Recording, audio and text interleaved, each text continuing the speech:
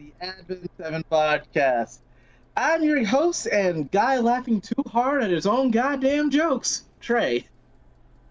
And today I'm joined by the master of cringe humor, Andrew. I mean, I really like Adult Swim humor. What can I say? Like, the Eric Andre show is the pinnacle of our generation. And the man laughing at everyone else's pain, Frank. I can't say anything. I cannot defute any. You can't deny it, dude. Like, No, I can't. You've No. admitted that on stream. I think you have straight up said on stream in a different podcast that you enjoyed watching Trey in pain. Or maybe you said Yeah. it during, like, one of his Pokemon streams. Oh, I think well, to be quite honest, I've literally said it. I think I am pegged so much as the sadist in the group because it's funny. I'm not gonna lie, it's pretty fucking funny to watch you guys squirm and you know mull about something like that happening. You did it to yourself, man. You set up your own brand. Good for you. People know what to remember you by. Yeah, yes, the light novel enthusiast who keeps saying, "Oh, the manga's better. Why not?" You literally had a whole like horror podcast where you talked about how like you try to force other people to watch horror films because you want to watch their reactions.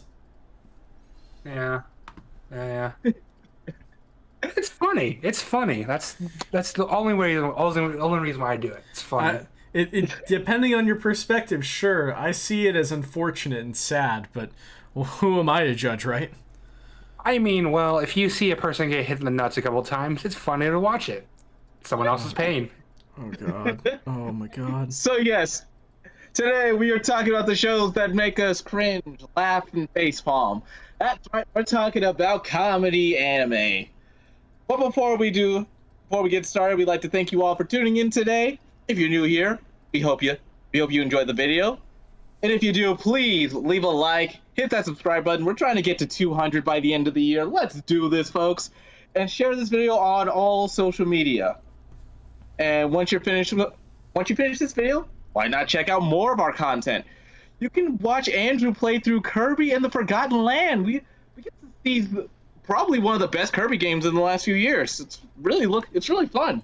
It's a lot of fun. Yep, it is like probably the first open world Kirby game we've had. It's not really open world, but it's like 3D plane exploration kind of like it's gorgeous. It mixes up the traditional Kirby formula. It's worth checking out, really. Also, the music slaps. Oh my the music gosh. slaps hard. The music is like 50% of the game. Like, it's so good. It really gets you in a cheerful mood. And then you could also check out our cosplay reel from Nebraska. That's right, folks. We were at Nebraska last year. We got some footage of a bunch of different cosplayers. Maybe you're in it.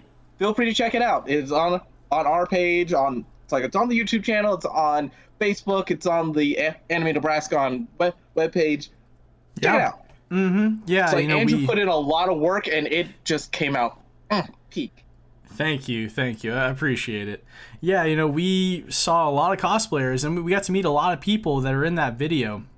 So if you are in that video and we haven't tagged you in the description, please reach out to us. DM us on Twitter or on Facebook. Please let us know because we want to give credit where credit's due.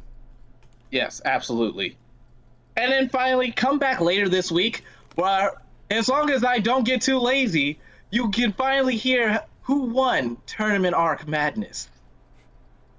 It's like, won't spoil it here, but it's an interesting turn of events. Definitely an interesting conclusion as to which anime won the trophy for best tournament arc. Like, it was a pretty difficult fight. Pretty even odds, I'm not gonna lie. I'm still salty. I know you are, and as you should be, okay? You were wrong. Yeah. With all of that out of the way, who's ready to laugh until your sides hurt and question whether or not that was a JoJo's reference? Let's talk about comedy. Wait, everything's a JoJo reference. Shit.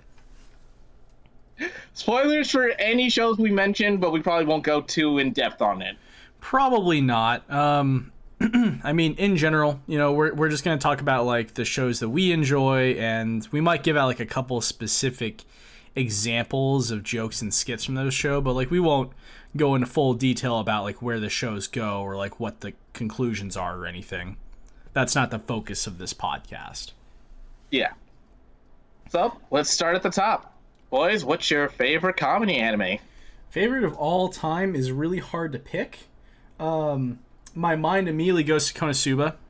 Unfortunately, like, I know it's not an original take by any means, but few shows have made me laugh harder than Konosuba in particular. The movie, I remember seeing that in theaters when it came out, and my sides were killing me. Like, I was in tears during specific moments of that movie, like when Megumin and Kazuya, they're in bed together, and Kazuya like strokes her hand, like, and his hand does like the most unpleasant, the wigglies. He does the wigglies with his fingers all over her hand, and it is just, like, painful to think about. I couldn't stop. I couldn't stop tearing up at that scene. It was great. All right, Frank, what about you? Well, let's see here. I think probably my favorite comedy would probably been Space Dandy. Space Dandy is really legit. chill. Yeah. Yes, it is. I mean, there's some parts that get you like, oh, that's, top, but no, most of it is just literally Dandy hamming it up the entire episode and just hitting that peak every now and again. Mm-hmm. The first episode where they're on that remote planet filled with all the different monsters, and it's just Meow and Dandy like running away from all of it like as fast as they can. Like, that string of animation is just like an absolute, like, just mind-blowing scene to watch. It's a ton of fun. You're laughing because you don't know what's going on, and neither do they, the main characters. So yeah. Dandy is just like a wild ride in itself. I mean, I think one of my I think from that first episode, my favorite joke is the teleporter thing. If you know any sci-fi, I think teleporters are almost instantaneous. If you think of Star Trek, almost instantaneous in how they pull people out. Him going, yeah, you just have to wait a bit. It just redoes your molecules a bit at a time, and it just fucking scan trying him all the way through. I'm like, dude, God, this is so quite literally insane. Why they're even have this technology still? Yeah. They're broke. They can't afford the good transporters. And that's the funny thing, right? A transporter in general, like a teleporter of matter, is such an advanced concept to us. But in that setting for Dandy, it's like an old microwave. Yeah. No, it's good stuff. I like that. Yeah, no, Dandy guy. It's like Space Dandy. He's a dandy man in space, and it's really good stuff. Me, it's very hard to pick because honestly, I'm just not the biggest fan of comedy anime. Like, we'll get into that a little later, but like, looking through all the anime I've watched and looking through like the comedy genre in like Crunchyroll, and I'm just like, I didn't watch that. I didn't watch that. That counts as a comedy anime? I don't think that should count. I definitely, I didn't really piece it together until you said that the other day to us, that comedy's not really your shtick, and suddenly it makes so much sense why so many shows I recommend to you don't enjoy. Yeah. Because comedy is kind of my go-to by this point, I realize. So yeah, there's a lot there, but I guess my like my top show probably is Agretzko. Like, that's probably my top comedy anime when I think about it. That's a unique pick. That's a really unique pick. Why do you like Agretzko so much? Because I haven't even watched it yet. Yeah, I think.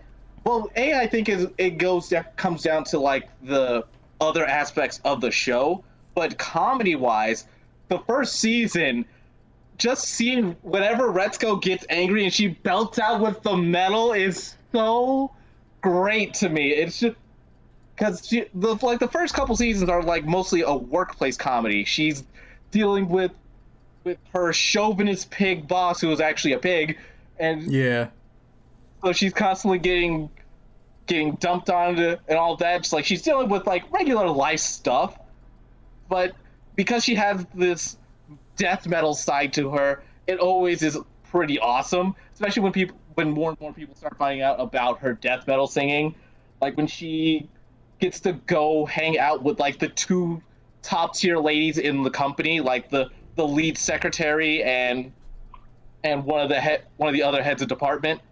The gorilla and the hippo.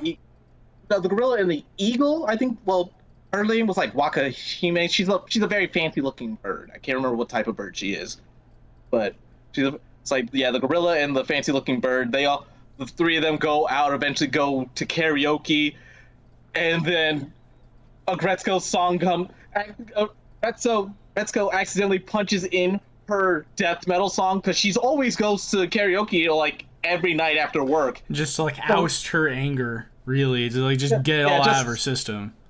Yeah, and she was trying to contemplate like, what do I put? I don't want to let them know that I sing death metal, and then she just unintentionally hits the death metal numbers, and it comes on, and it's like, oh, this is interesting, and she just goes off, and then they're like, wow, that's awesome. How do you get your voice like that? Like what? What are you talking about? That wasn't me. That was the song, right? But yeah, no, I think I like the comedy aspects of the show make the other aspects of the show better. Is basically what I'm saying. Yeah. Like, there are a few other shows on my list, like Cannon Busters was one that I put on this list, but it's probably not my favorite. It's just really, really wacky. Like, this is balls to the wall insanity for a show. Mm-hmm. Right. I saw Cannon Busters on your list, and I thought that was an interesting pick. Because that's not the first thing I think of when I look at that show. Like, Cannon Busters was mostly marketed to be like, hey, do you like Cowboy Bebop? You're gonna love this then. So, and Cowboy Bebop is humor too. Yeah. Maybe a good line to draw here would be like, what constitutes as a comedy anime? Like, is comedy the main focus? Is it a show that mainly is designed to make you laugh? Because comedy, very rarely are you going to see a show that is purely just comedy. Comedy is one of those genres that easily meshes in with other genres too, whether it be sci-fi, action, romance. Example of a romance comedy I can think of is Komi-san. Yeah, exactly. The majority of Komi-san is like, shticks, and there's a plot, but it's, of course, it's not going to go the way the characters expect it to, and it always ends up in some hilarious scene or situation you wouldn't have seen coming. But there is an underlying romance between Komi and the main character. Mm-hmm. So yeah, I think that comedy shows that we want to talk about here are shows that mainly just are aiming to make us laugh. So that's what we do. Yeah, that was actually one of my big points for today's podcast, was trying to figure out where does comedy anime start and anime with comedy in it end. Where's that line? Because some of the shows I looked up on Crunchyroll, on that list they had a lot of the top tier shonen anime as listed as comedy. And I'm like, you're not wrong in some of these cases. You have to try to figure out where that comedy is the first tag instead of the third or fourth. Yeah. Right. The tags shift. I wouldn't classify One Piece as being a comedy, at least first and foremost. I wouldn't. It's an action show. It's a shonen show that has lots of hilarious moments in it. But it's not at the top of that list, right?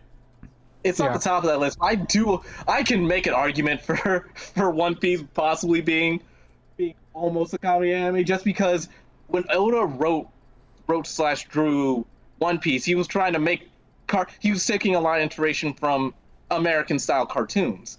Mm-hmm. So, right. My definition of what a shonen, what shonen anime out there can be classified as comedy first and foremost, Gintama comes to mind. Yep.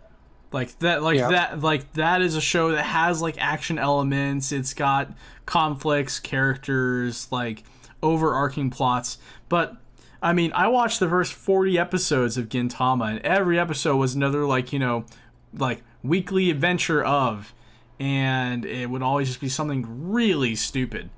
And the main characters, just having nothing better to do, would always get wrapped up in some weird antics. So that's a shonen series that is also qualified as comedy. You have the Disastrous Life of Psyche K, for example, also a comedy shonen. Yeah, there's tons out there. I would definitely say that in order for it to be a comedy, it's got to at least prioritize that tag that Frank mentioned within like the top 2 levels, right? Yeah. And Definitely. I mean, like, One Piece probably could be classified first and foremost as an action show and then a comedy below it. Like, I would be willing to accept that. Yeah, because there was a bunch of shows I was looking at, and I'm just like One Punch Man. That is a spoof show, so Oh, that yeah, definitely yeah. should be like considered more of a top tier comedy than it is an action anime. Because we've seen some of those fights; it's just comedic. Well, yeah, especially early on, you know, it's like One Punch Man himself is a gag character. Yeah. Like, you can't The have absurd- drawn-out the- fights with him. Yeah, the absurdity of what he is compared to the rest of the world is Mm-hmm. the main draw for the comedy. Yeah, I would argue that maybe One Punch Man turned into more of an action show later on during the end of the first season, or possibly even in the second season, because they focus more on fights between other characters besides One Punch Man. Like Saitama, he's like Goku at that point, where like he's on his way, but he's not there yet at the battles, so the battle ensues without him, and that's what occupies more of the episode or more of the show is hype fight battles and scenes between other characters who are more evenly matched and have a chance of like creating a conflict that's interesting to watch. And Saitama doesn't get there until like the last 2 minutes of the episode, and like one hit KOs the villain. You're like, oh, okay, well, there we go, it was done. But at least I got to watch a really cool fight, right? Yeah. Yeah. So I mean, sticking with like One Punch Man, it's the same thing with Mob Psycho. Yeah. Well, it's made by the same guy, so. Yeah. So like it made by one, but like again, it's the same thing where it stopped dealing with like the absurdity of what Mob is in the rest of the show. It's like, no, then we're gonna make him grow up a bit, get him a bit more confident, and then it turns slightly to action oriented, or life oriented, where he's like a bit more maturing and learning to be himself and stuff like that. Right. Yeah, like the first episode of the second season of Mob Psycho 100, like immediately punches you in the gut. Like all sorts of life lessons and growing up morals and stuff crammed into 20 minutes. Like, God, I didn't think that I'd enjoy the second season more than the first, but by a landslide, I preferred the second season after that episode. It was crazy. So, yeah, it's hard to delineate, but I'd say Konosuba, for example, like that is still, like, comedy is like the number one reason why that show exists. It's an isekai, but it's designed to make you laugh. Gintama is designed to make you laugh. I guess a good way to gauge each show is by asking yourself the following question: what are you personally more invested in this show for? Is it the fights? Is it like the storylines, or is it like the humor? I can say that there was this absolute baller isekai that came out last season that more people need to get on, because it's hot shit right now, let me tell you. It's this fantastic little show called I Got Transported to Another World, with a guy who reincarnated into a total fantasy knockout. Life with an Ordinary Guy who reincarnated with a I already screwed up the title. Knockout. The point is, remember it. I basically call it the isekai about the two gay business dudes, because that's exactly what it is. It's two businessmen in their early 30s who get sent to another world. One of them becomes a girl. He gets physically turned into a girl, and they both realize they have feelings for each other, but they have to fight it because, like, no, he's a guy and I'm a guy. I can't let this happen. But it's totally happening. And because it's his best friend, you're not supposed to tap the homie. I don't know, man. When your homie looks like that, it's just, okay, like, not my preference, but if your homie's pretty attractive. I literally watched an American Dad episode about this last night, where Stan got turned into a woman, and then his boss tried to like sleep with him. It was like, I remember that episode. When the homies are your homies, like, hey, y'all are comfortable with each other, right? That's not the argument I'm trying to make here. The reason why I bring this up is because that show, first and foremost, it's not about the journey that the two main characters have. They have to go fight some demon lord to get back home, right? But it's all the hilarious antics and situations along the way that keep me hooked and bring me back to watch the next episode, because I gotta find out how are they going to one up the hilarity of the previous episode. Yeah. So the Total Fantasy Knockout show, that is like primarily a comedy and then an isekai afterwards. Mm-hmm. So Isekai just means another world, so that's another thing I wanted to bring up. It's like, I think the majority of comedy has fallen into the isekai genre. Am I wrong in thinking that? I don't think so. I would disagree. I think it's very evenly split because, again, like we brought up earlier, comedy can be in everything. Yeah. So you have Gretzko, the workplace comedy, or like Watakoi, the workplace comedy, or you have Konosuba, the fantasy one, or hell, what's the one coming out right now? Arhe-san, the one that the girl doesn't speak very loudly. Oh. I haven't heard about that one. I just heard about that one. Actually, yeah. I haven't seen it yet.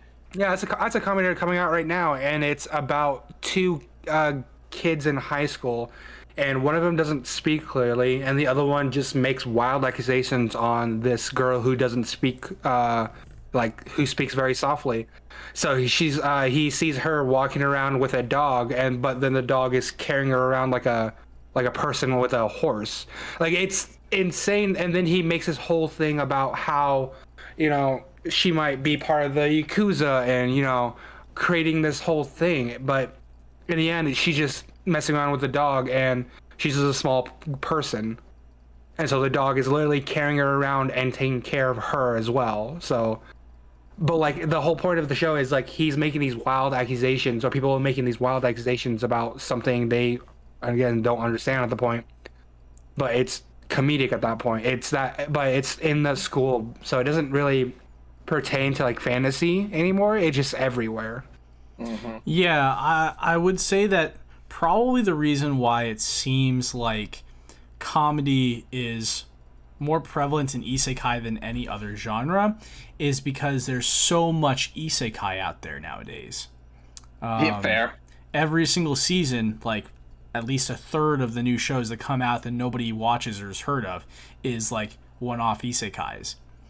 However, I'm going to say that there is another genre that at least breaks even with isekai in the realm of comedy that is still evergreen, still just as present every single season, and is still just as watched by anime viewers in general.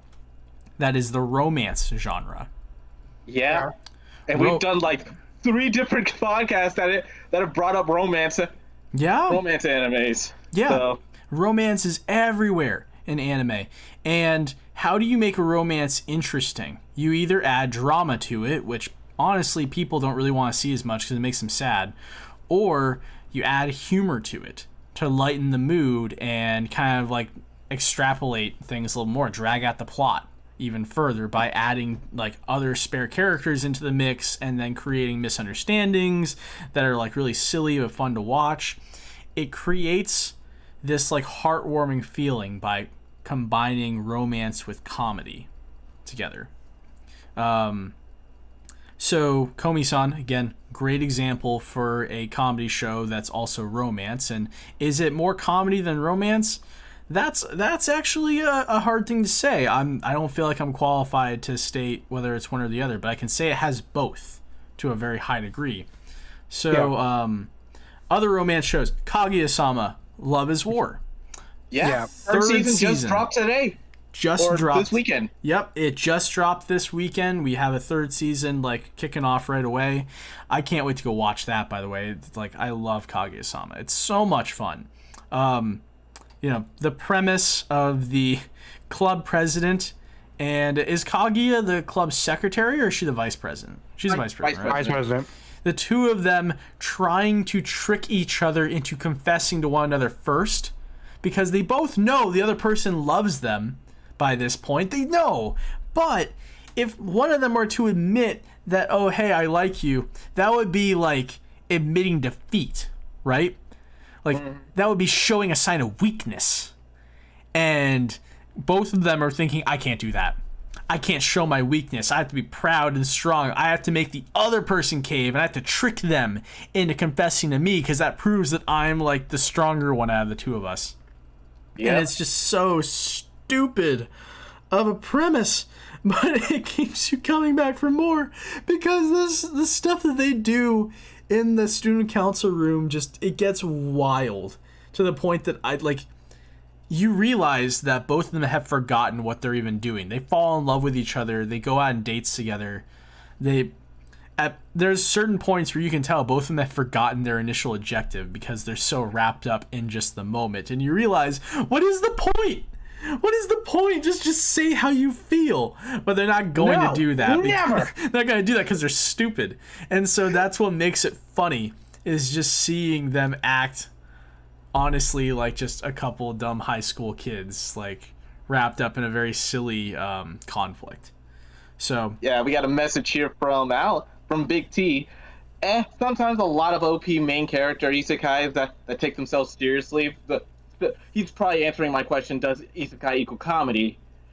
And to him, he thinks romance equals comedy. To be honest, you see a lot of comedy and romance in general. So, yeah. What's another good romance comedy? Because there's too many out there, right? Frank, I'm going to point out one of my favorites, Oreski. Oh yeah. Is Oreski, is that how you pronounce it? I thought it was Orisuki.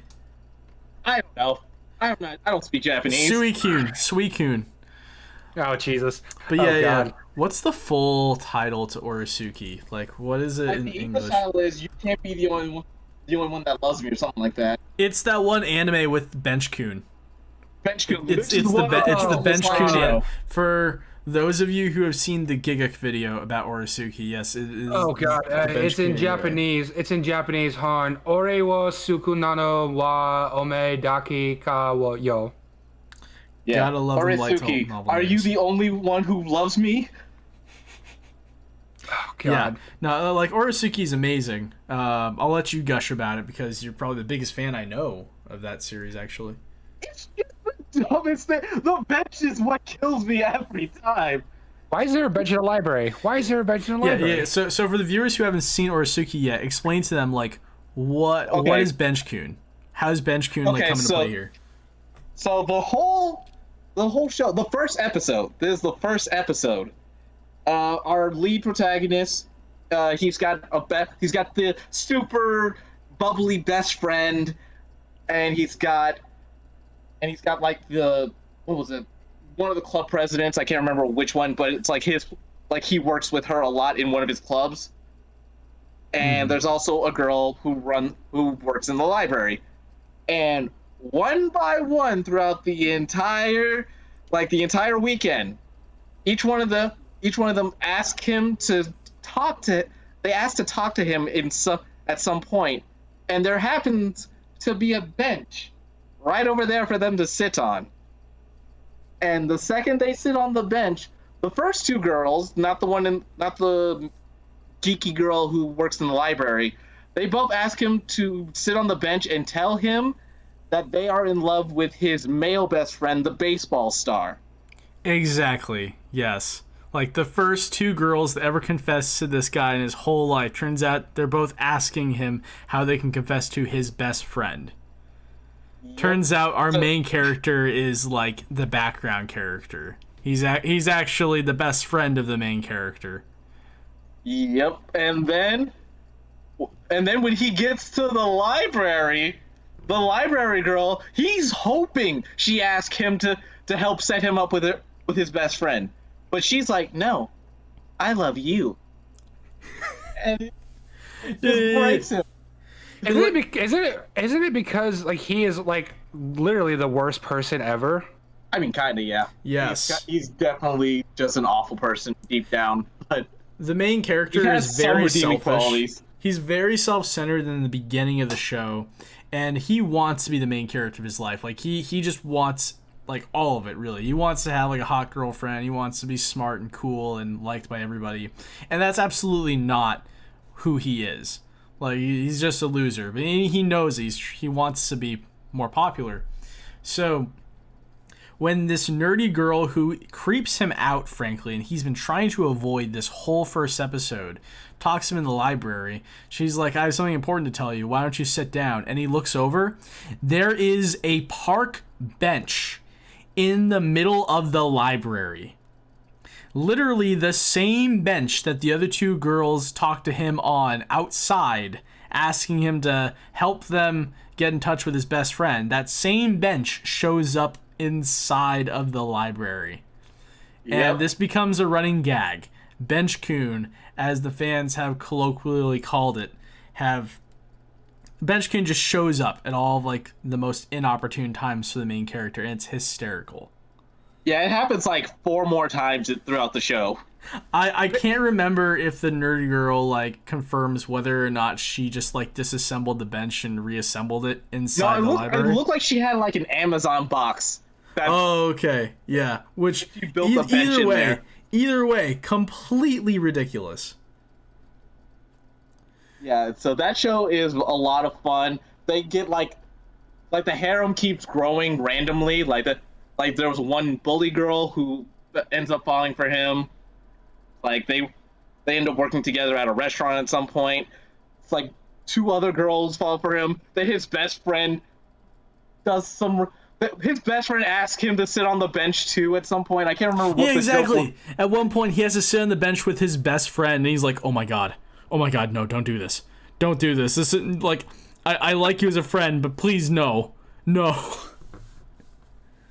there was that setup, and then the show comes to a head where it was like a really big competition because for those of you who watched through our Snafu podcast, once again, please check it out. We've got 12 episodes of us talking about an epic romance comedy anime all on its own.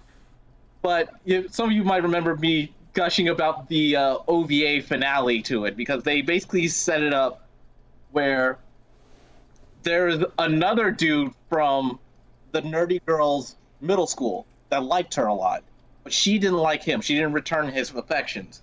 But he is exuding nice guy protagonist energy. Mm-hmm.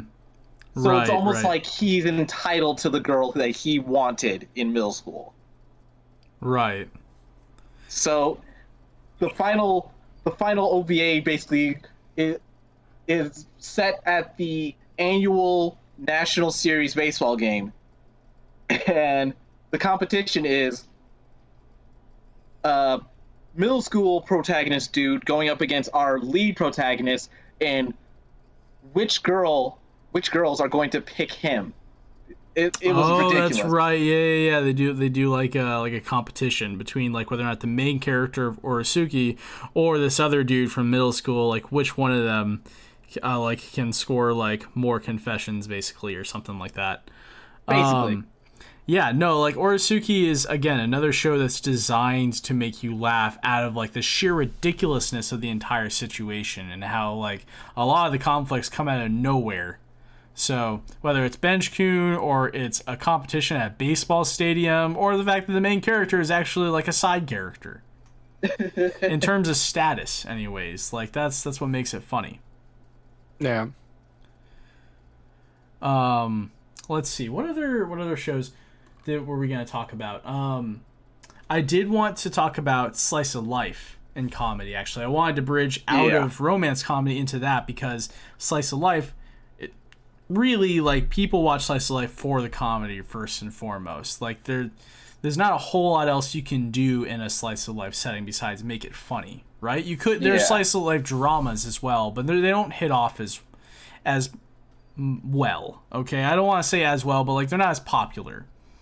My Two Romantic Comedy Snafu is actually like an example of one drama slice of life that is super duper popular, but you know that's for a multitude of reasons. I think when you have slice of life comedy shows like Nichijou, for example, you guys remember Nichijou, right? Yep. Yeah. If I do remember him pile driving that deer. Yes, the deer. It's the anime with the principal who pile drives. Suplexes. He suplexes a deer. Is a deer. Yep. When you just tell somebody that that's the show you're talking, you don't even need to drop the name Nichijou. You just need to say that, and they immediately know what you're talking about. I think that's gorgeous. That's hysterical about the show. How would I even describe Nichijou? I feel like it's difficult to explain Well, it's what just it's the daily really lives about. of high school girls, right? Basically, yeah. It's a collection of vignettes that just are absurd. My favorite one is the girl who keeps hitting her hand on stuff, and so she just lets out this beam into space. Because quite literally, that's what pain you feel sometimes when you like accidentally stab yourself in the hand with your pencil. Because you're like flicking around and you're trying to click it, and then you stab it with a pencil, and you go, and then you scream into the heavens and destroy a planet. Yeah, no, Nichijou is really good at visualizing comedic moments in everyday life. Yeah. I think that's really good because the main character, she gets bitten by a dog. Like, she holds out her hand and the dog bites her hand, and the like energy beam shoots out of her mouth and goes through like 3 or 4 different buildings, goes through a mountain. Nichijou is one of those shows that's good at taking mundane details about everyday life and like just amplifying that, just maxing it out to the point that it's heavily, what's the word for it? Relatable. A lot of the humor in these shows is relatable. So yes, it's the kind of humor that's like, that's ridiculous, but I relate. I feel that. Mm-hmm. Like, for example, the blue-haired girl, like one of the other main characters who does all the fan art, and she writes all of her own fan fictions and doujins, and they're usually like very sexual, unfortunately, and all the cringe that she endures, and all of the very like heart-stopping moments that she has to go through, where somebody at school almost sees one of her drawings, or she accidentally hands in one of her fan fictions instead of her homework to the teacher, and then she has to figure out how to get it back, right?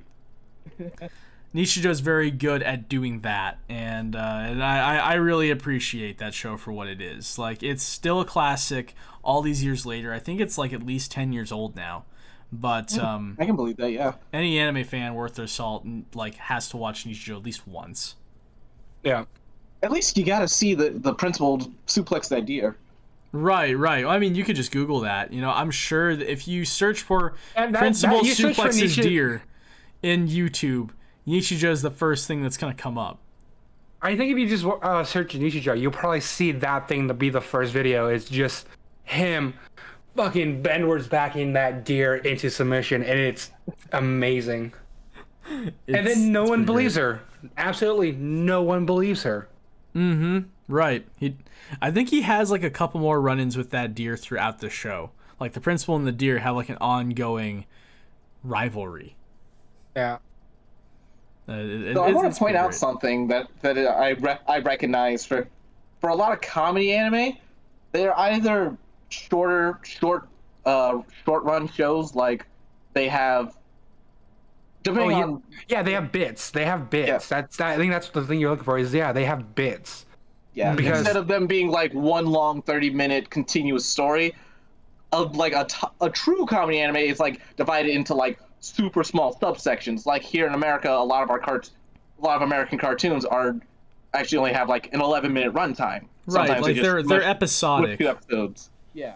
Mm-hmm. Like they're episodic, but also in the individual episodes, there are more bits than they are like full 30-minute stories. They're like, example, watching Kobayashi's Dragon Maid. There's always that little weird emoji thing in between skits, basically. Right. Yeah. So like I think that's where my taste in comedy anime comes in, because I grew up watching SNL, so I love skits and stuff like that. I watched Mad TV when I was younger, SNL, Key and Peele. Like, these are all skits. They're short, basically stories that are comedy wise. So like one of my favorite ones is I like Pop Team Epic. I thought that was insane. Pop Team there's Epic. I feel like that show is acquired taste. It quite is my favorite. One of my other favorite skits in that one is the one where it shows the smaller of the two starting out as like a idol, and then the manager then absolutely cloning her and taking over the world with a bunch of clones of her. Like it goes from that to fucking space in like 2 minutes, and you don't understand how. Pop Team Epic literally divides its episodes in half, where the first 15 minutes are all the skits and 4 comas and like tongue-in-cheek jokes that they make, and then the second 15 minutes are the exact same jokes, only with a different voice dubbed by dudes instead of girls. Yes, it's quite literally. You have one episode done by the voice act. You probably will recognize voice actors in this one, in the first half, and then next, second half, you'll be same character be voiced by Vegeta. Like it is quite literally split like that, and you don't understand why, but you'll still watch the same joke. Every single episode is split entirely in half. The first half, the two main character girls are voiced by women. The second half of the episode, they're voiced by men.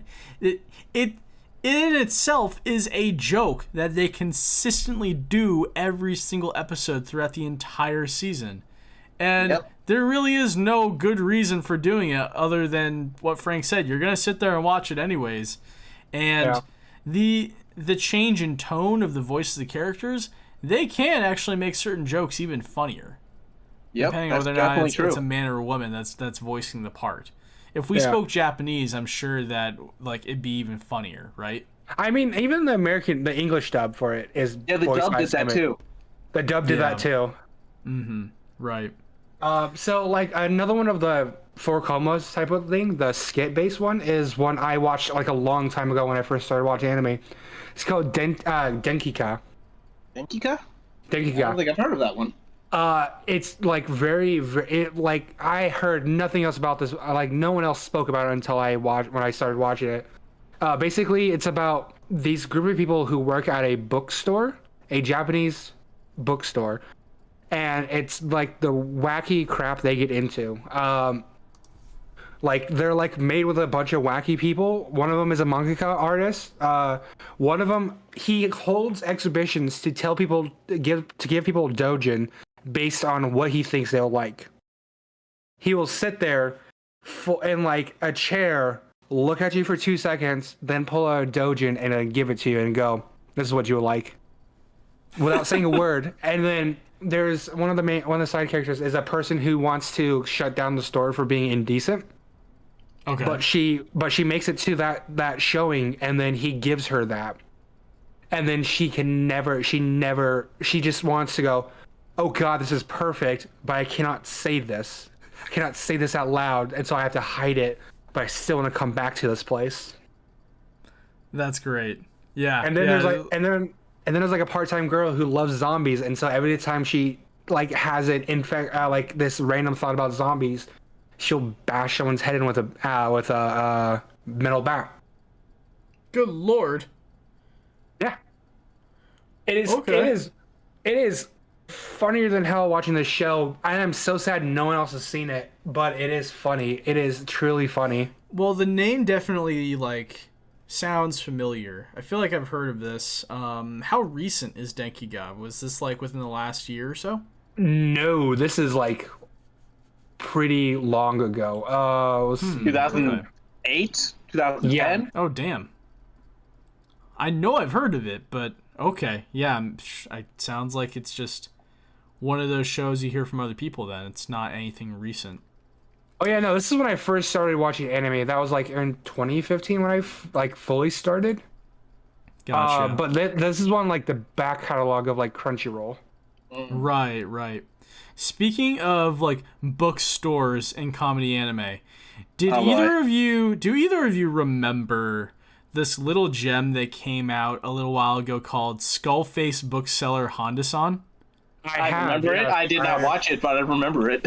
I remember watching some of it. I thought it was funnier than hell. God. It was great stuff, man. I can't recommend Bookseller Honda-san enough to anybody. Like that again is solely first and foremost a comedy show that is like skit based, and it's about this normal guy named Honda-san who he just works at a typical Japanese bookstore that sells like manga, light novels, like, you know, all sorts of stuff, but very predominantly the first two. And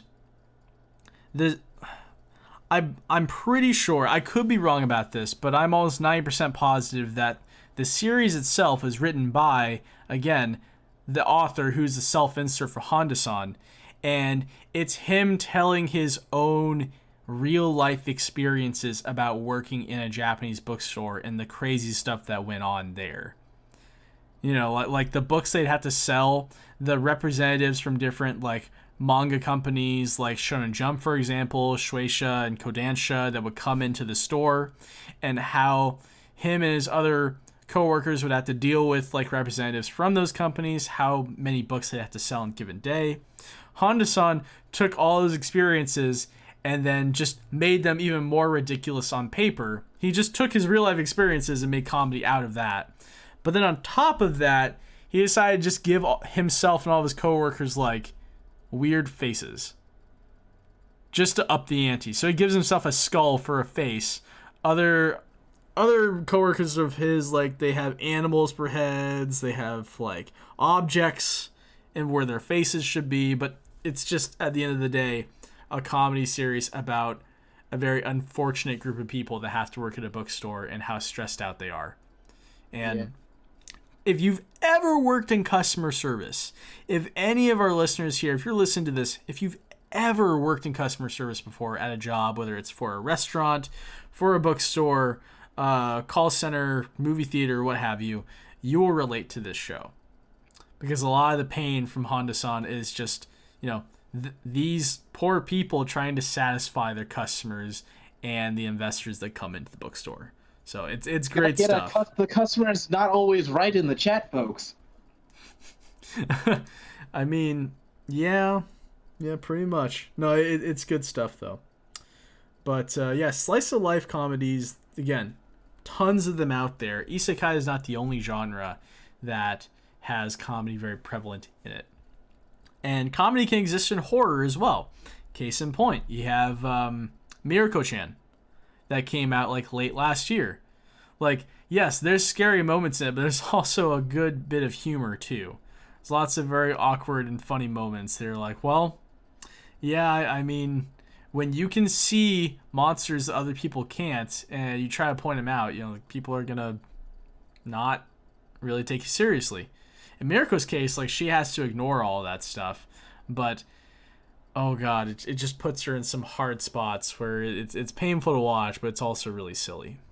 Yeah, it's quite literally her having to like bite everything down and force everything in so she doesn't freak out in these situations. And it's funny. It's funnier watching her do this, but it's always like, it's a really good show, and I'm really glad I was able to watch some of it. The crazy thing about Mirako-chan in particular is that it's not just a horror, it's not just a comedy, it is also like a slice of life. It's also a drama. Like, I don't think I've ever seen a show before that quite balanced so many different genres of storytelling all at once as well as Mirako-chan did. Like, that show even became like a shonen anime at certain points where there was like tons of action. I'm like, what is happening here? So that show in particular is very diverse, but comedy is like one of the big things it had. Okay, guys, I want to talk about memes. Memes? Memes. Didn't we already talk about? Why'd you say it like that? We already. Why'd you say it like that? Just say it. It's memes. We already talked about Pop Team Epic though. Fair, but it's like anime has somehow just been the sponsor of meme culture for the last decade. We gotta talk about this at least a little bit. I mean, yeah, like, it's probably because anime is just so popular within young people culture nowadays that, like, memes are just so easy to make out of anything, right? And anime has kind of become the avant-garde culture for people in, like, mid-teenage to mid-20s. And those are the people who have the most spare time to make memes, right? Yeah.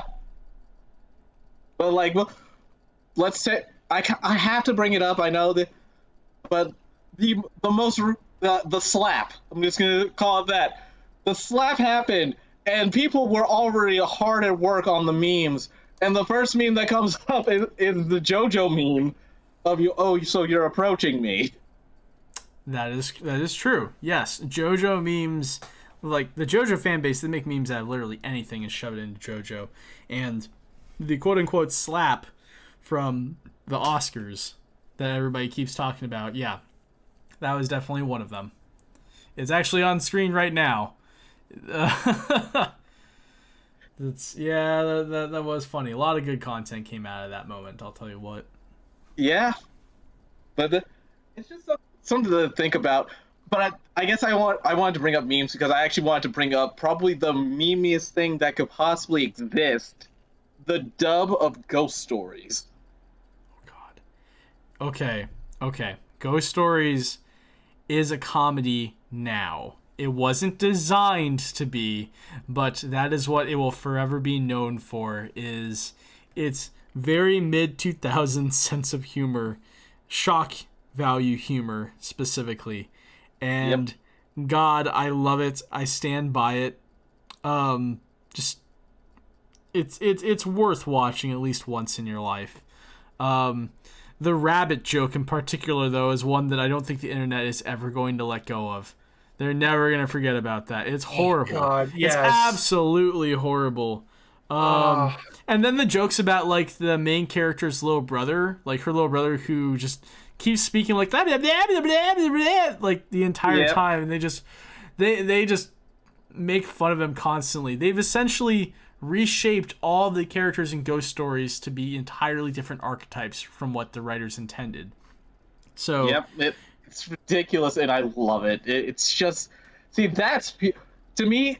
So here's the thing. I think my PQ, the only time I really like funny shows are when the writing has been substantially changed. Like some of my favorite shows I've only watched dubbed, and the dub has some of the best jokes. Say what you want about 4Kids, but some of those things they changed in some of their animes, it's hilarious. Yeah, whether it's like the Jelly Donuts thing from Pokemon, or it's like replacing everybody's guns in One Piece with water guns. You know, like 4Kids unintentionally did some pretty meme-worthy stuff. 4Kids is still evil, though, and I don't miss them. The only good thing that really came out of them was the One Piece rap. It's like that fair. Let's see. With Ghost Stories, like, one of the main characters, like the boy who's like, you know, essentially has some type of romantic relationship with the main character, he is reframed to be a sex addict in that show. The main character's little brother is reframed to be like a special needs child. The one nerdy kid, they make him Jewish. That's it. Nothing else. Just him. That's the joke. He's just joke. Jewish. That's the freaking joke. And then lastly, like the girl in their friend group who's like very in touch with spirits, they just make her like fanatically evangelical Christian. She is fanatically Christian. Oh, good gracious! Converted, like devout converted Christian. It is literally one of my favorite jokes is that every now and again she'll put in a quip about the main character's mother and how she knew her before because they were part of the same like Westboro Baptist like church group. it's for not like drugs or anything else. No, recovering lesbians. Yeah, that's it. That's what they were. Is that she was part of a Westboro Baptist church group that was basically converting lesbians into Christianity and like say no. It is literally every now and again she'll put in a quip about her meeting her mother in that thing. Or like, have you heard of our Lord Jesus Christ? It's like literally. Oh, dude, her catchphrase. Her catchphrase is, "Have you heard about our Lord and Savior Jesus Christ?" Like just immediately, she'll say it within the span of 5 seconds. And quietly, she says it to Jewish kid. He's like, "No, I'm Jewish," and it's quite. It's like the lowest bottom fruit for like those type of jokes, but it's perfect in the context of what the show is. That dub was created to be very shock value comedy because that was the only way they could profit off of an otherwise super mediocre show.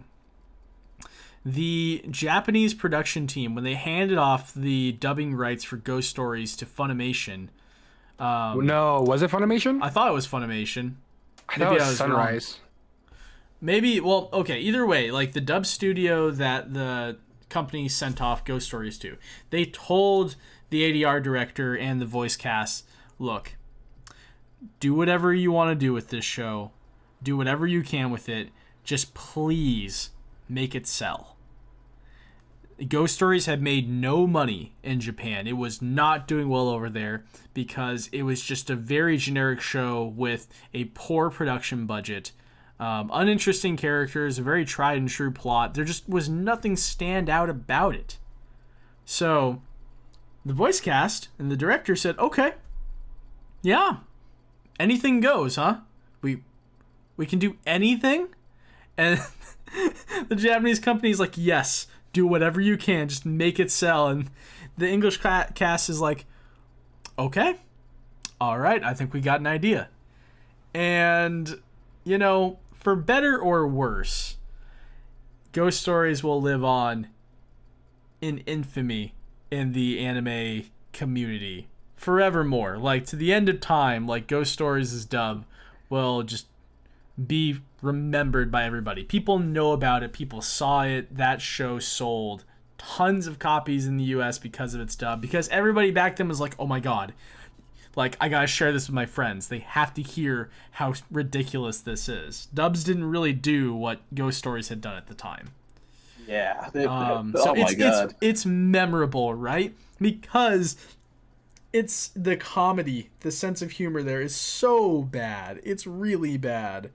But at least it's memorable, right?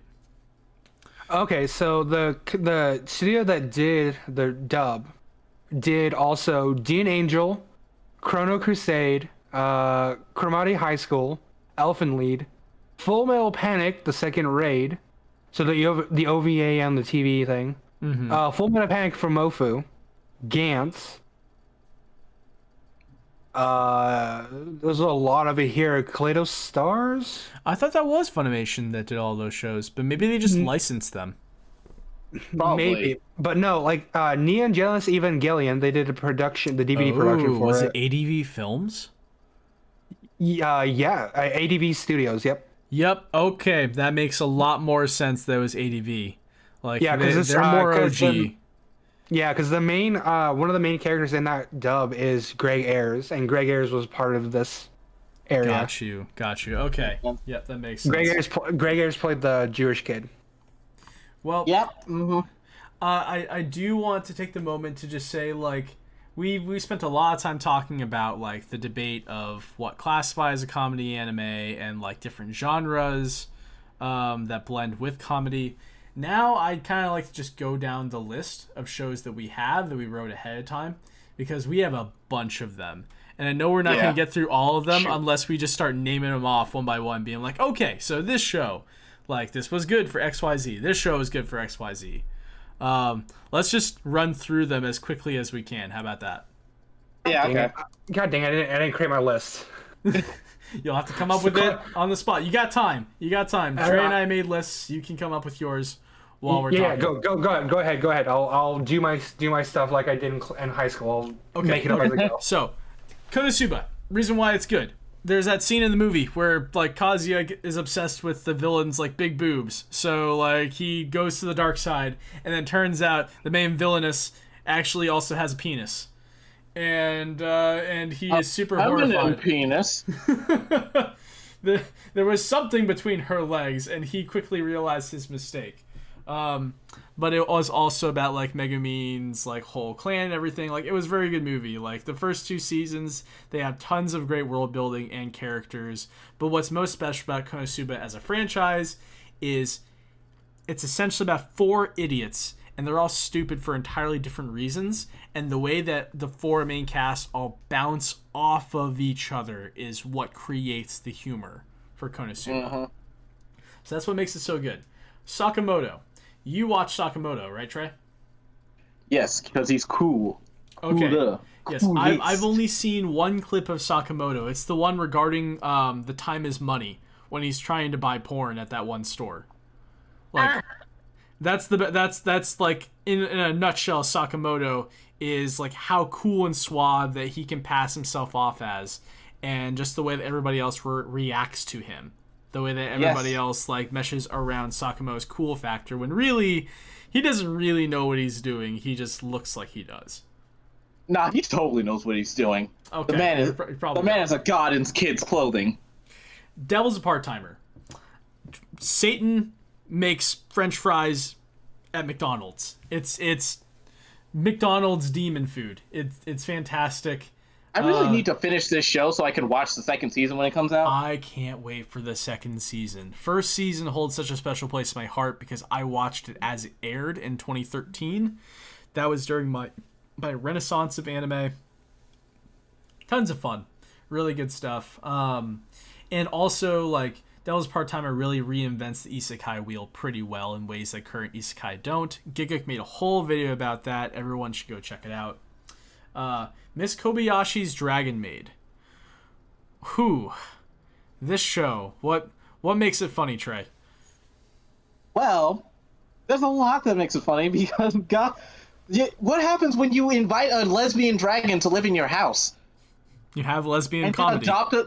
it's like lesbian comedy, but you also adopt an adorable little dragon girl. You make friends with more like you have your coworker take in a weeb, a Dark Lord weeb. You got little boy who accidentally summons big Oh my titty gosh. dragon. Oh my god. Yeah, that's right. And then in the second season, we get an even bigger titty dragon to live in our house. So it's the titties that make it funny. Yes, actually, honestly. Pretty much, yeah. Also, it's Kyoei animation, like great animation. Like we love Kyoei Annie. It's funny because of watching Toru, like Kobayashi's Dragon Maid. Toru, like she is learning about human culture and trying to live a lifestyle with Kobayashi, where they live together in her apartment, and just seeing all of the ways that Toru has to kind of adjust her way of thinking because she just thinks like a dragon would, or at least like somebody not from Earth. She has to get used to Japanese customs, and that can be really fun to watch. I still like the scene from like the very first episode of Dragon Maid where Kobayashi goes to work and she works at like a typical office job, right? And Toru waits for her at home, and then there's three dudes that try breaking into Kobayashi's apartment to steal all of her stuff because they know what time Kobayashi goes to work. So once they open the door to her apartment, there's just an actual dragon, like right in the doorway, and just stares them down. The three dudes are absolutely flabbergasted, and then Toru just spits out fire at them, and they freak out and run away. Like, Yep. That is the honest to goodness humor about Dragon Maid. It's very wholesome in a lot of ways, despite the titties. So, worth a watch. One of the best jokes from one of my favorite things I remember from season 2 is Toru gets a part-time job working at a maid cafe, and she actually uses a real spell on the omelets. Like they're supposed to do cutesy fake magic whenever they serve the omelets and put the like heart or daisuke on the omelets. But Toru does an actual spell and teaches it to all the other girls in the store. Oh no. That's not good. Let's see. Next up, Nichijou. We talked about that. It's very good at taking mundane things about everyday life and just exaggerating upon that and making the situations larger than life, but even more relatable so in doing that. So whether you have characters who are desperately trying to hide their like embarrassing hobbies at school, or you have the principal who suplexes deers and just has like a real like crazy life outside of school. You have all these different students with like weird quirky habits. It's just it's about everyday life. Oh god. The Master of Wasting Time, Tonari no Seki-kun. Trey, did you watch this one? Yeah, we watched this one in club. It was one of That's the first few right. animes we saw together. But God, I love this show just because of how random and awesome. It's literally what I think I mentioned this in our school days podcast, where I was just like, it's kind of like if Phineas and Ferb were stuck at their desk in school the entire school year. Right, exactly. Like what would they do? What would they come up with? Like how would they pass the time? The Yeah, show is man. So literally about that. Like, it starts small, Seki-kun, like, he's just, like, drawing stuff on his desk, and, he, like, plays around dominoes and stuff. But then there's one point where, like, he'll build, like, a little mini roller coaster on his desk. But did he ever, like, build a bomb and put it on his desk? Did he ever, like, do something he built like a fireworks shaft. Like he built a rocket. He built He a built a miniature rocket. rocket. That's right, Miniature yeah. rocket at some point. And And his they- poor classmate, who had to sit right next to him and watch him do all of this stuff. And she is like the most straight-laced student possible. But she is so worried about him getting her in trouble that she tries to like fight it. Like she tries to ignore him doing any of this stuff, but she'll still get wrapped up in it anyways because she's curious. And she is also bored. Both of them sit at the very back of their classroom, so the teacher can't really see what's going on, right? Yeah. Which Like at that- times is ridiculous because of the stuff Seki-kun is doing. It's ridiculous because she keeps making. It's like Seki's making the stories, but she's playing them out in her head with even more drama, and it always feels like he's playing it up even more. So when he notices that she's noticing, like I remember, I think he had gummy bears on his desk once, and he set them out to do like a camping trip, and at some point, one of them ended up on like the student in front of Seki's back. And he had like a fishing wire set up and all. It's always ridiculous just watching him do these random things. Right. And he never gets caught. He never gets in trouble for it. The only time that like the teacher or other students may notice what's going on is when his classmate who sits next to him caves and tries to get involved. And then of course it becomes obvious. Seki-kun, he just has this like this aura that allows him to mask what he's doing. It's crazy. Let's see. Daily Lives of High School Boys. Danshi no Kokosei. Jesus. Oh god, I think I've barely seen this one, but the one scene I have seen is them trying on the guy's sister's underwear. Oh my god! I think that's a picture in the slideshow. Lots And of us her have seen just it. walking in and seeing this guy in fucking the bra, and them going, Jesus Christ. Or I think I mean, saw the other one. The funny God. part is like the main character's two best friends persuade him to like try on his sister's clothes, so he does it begrudgingly, and then they're like, "Oh my god, you're actually really hot." And he's like, "Oh, really?" And so he starts doing all these weird poses and stuff while they're like, complimenting him or saying like, "Try this, do that." And they're like, "Holy crap, it works." And as they're trying all of this, and like I think they're even taking pictures of him wearing the outfit, because they're like, "Wow, this is so impressive. You really pull it off." His little sister walks into the room. And Deadpan does nothing, then walks out. she just It is. leaves. It is perfect reaction to what's gonna happen in that room. It's like there's no words to describe it. You cannot describe it, and you cannot acknowledge it, so you leave. You absolutely leave. It's all you can do. I like how Daily Lives of High School Boys, like the opening scene to the first episode, it's a ripoff of Gundam. And it's the three main characters being like, "Oh my god, there's robots here that are fighting in our city on our first day of school. Like, we have to ditch our normal lives to become Gundam pilots." And as they like get wrapped up in this fantasy, suddenly one of them says, "Wait, are we gonna get copyrighted for this or something?" Main character's like, "What?" And his other friend's like, "Yeah, this doesn't seem very original." And then the whole bit gets scrapped because they realize they're gonna get sued if they keep this up. Yeah. And so One of they my just favorite revert. things. They It's just fourth wall revert back breaks. to it. One of my favorite skits though is where, Like 4 of the kids in their class show up for the first day of school, and they're just like bullshitting about NES games that they played over the summer break that they had. And they're like, yeah, like NES games are super niche, like they're really fun, but nobody plays them anymore, so like why are we talking about it?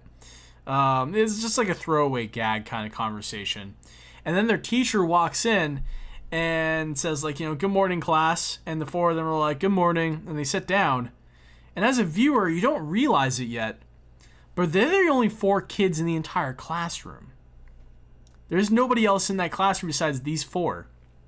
And the teacher says, by the way, guys, I probably should have explained this earlier. I sent out an email, but it looks like a few of you fell through in the list of emails to parents and students that I sent out.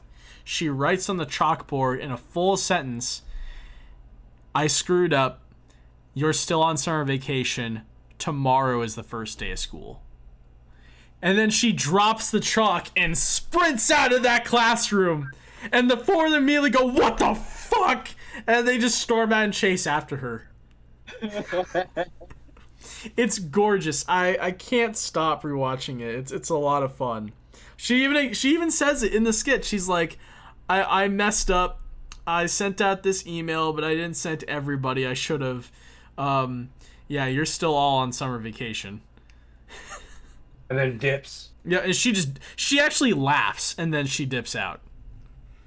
Like, So, exactly. So, yeah, Daily Lives of High School Boys. If Nichijou is the comedy show that takes, like, mundane things and just exaggerates them beyond belief, Daily Lives of High School Boys is the one that takes mundane things and tries to come up with ways to break the mundaneness. It says, like, okay, so, like, if you've ever been in this situation where you were bored with your friends, what you would probably do is play video games, but here's what these guys would do. Look at these idiots do this. Like, my favorite, one of my other favorite ones is that one of the dudes gets their wallet stolen. Yes. So they try to chase after him. So they get the bike and they try to chase after him. Well, he doesn't know how to ride a bike.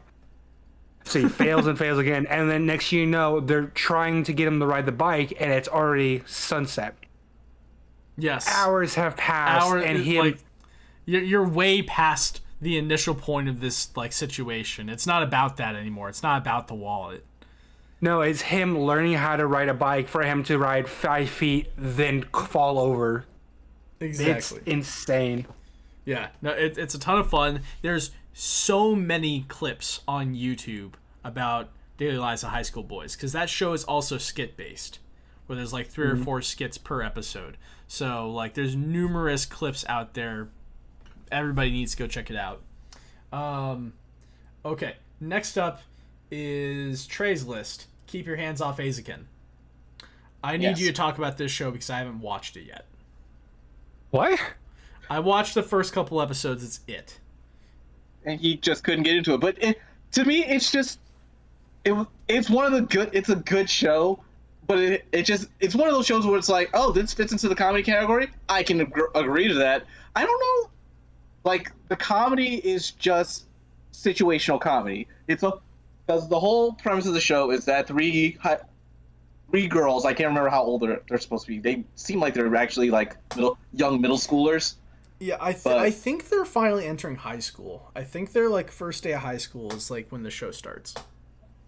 But yeah, it's like three high school girls. They make an anime club about making anime. So not talking about it. Their whole thing is that they want to create their own anime. So doing the art, getting the voice acting, getting the music. We spend a lot of time basically seeing the behind the scenes of how hard it is to make an anime.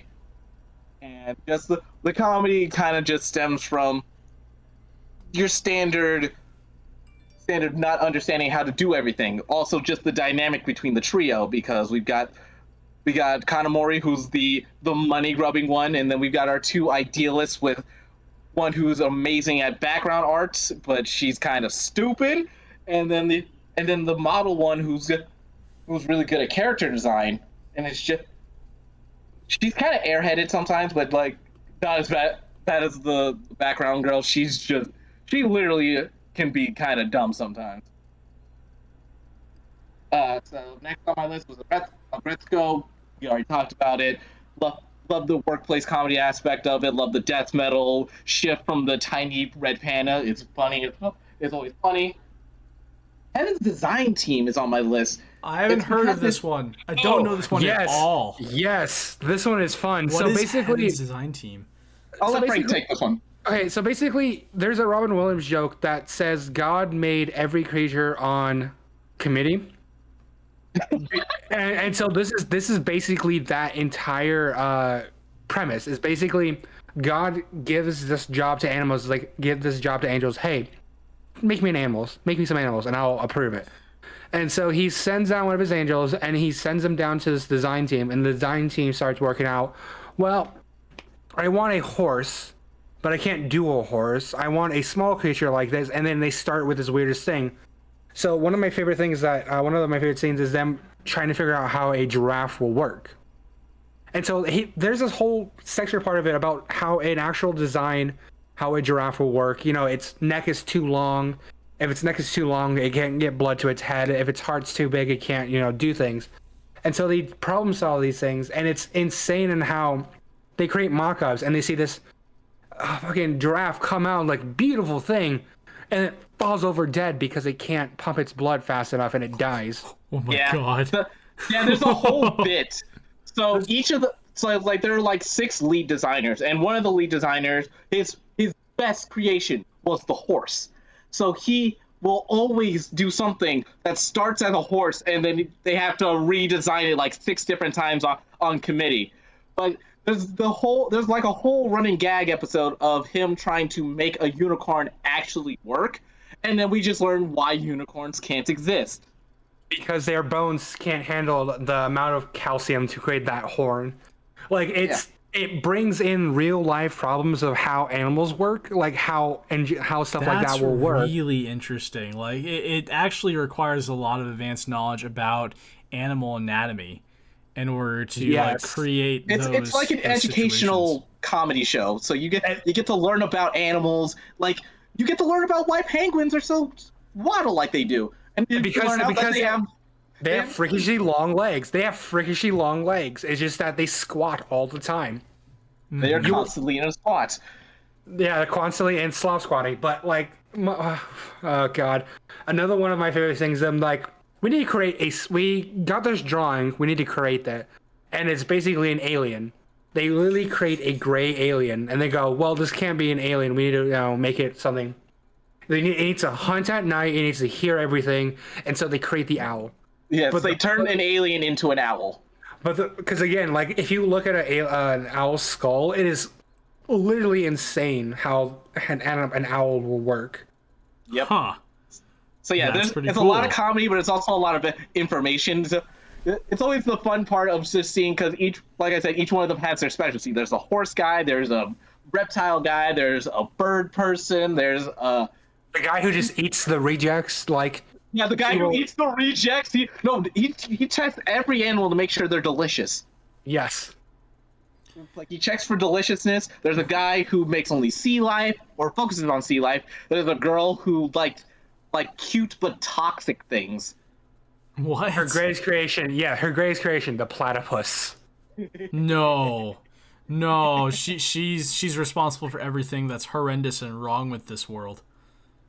Oh. No, it is a fun show, and I again, like I said, I love the show that it's very instructive in how the world works. Because again, it says like it has to evolve, like its diet has to include less seafood because it's too salty, so the liver has to work a certain way. Like it gets that deep into minutia. Yeah. Well, that's cool. Like I can see that the humor is really being drawn from like the process and how they get from a concept to what we actually know as a real living, breathing animal. Yeah. It's also really annoying when God comes in and it's like, this terrible idea is approved. Like, what? It's like, no. Oh, you weren't meant to take this seriously. Yeah, that same draft one. They finally get to the final thing of draft, and one of the comments they made was, "Man, it's such a big animal, and it only eats plants. What the hell?" And then quite literally, it fucking eats a dove out of the sky. because giraffes do that. They do eat birds and stuff like that because they need protein. They're a big animal. I must say, you guys are doing me. You are really doing a good job on selling me on this show because I'm very interested. Like this is a concept I don't think I've ever heard of in another show before. Every single time God has made a decision, you see the main character freak out and you hear, "God has spoken. God has spoken." Okay, that's rad. Cannon Busters. So one more time, Trey. Like, what makes this show funny? It's literally because it's three idiots trying to traveling across this planet.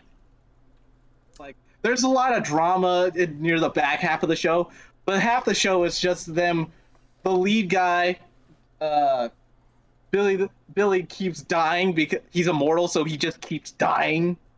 He dies and comes back. We've got a cool pink. I can't remember what type of car it is, but it's a pink muscle car that turns into a bull transformer. I remember this actually. Yes, his car does turn into a transformer. We've got our lead robot girl, Sam.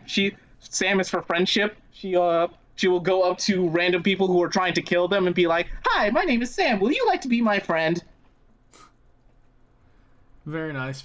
So they get into a lot of silly situations because they're all unique characters. They get into a lot of dumb situations that could easily be avoided. Mm-hmm.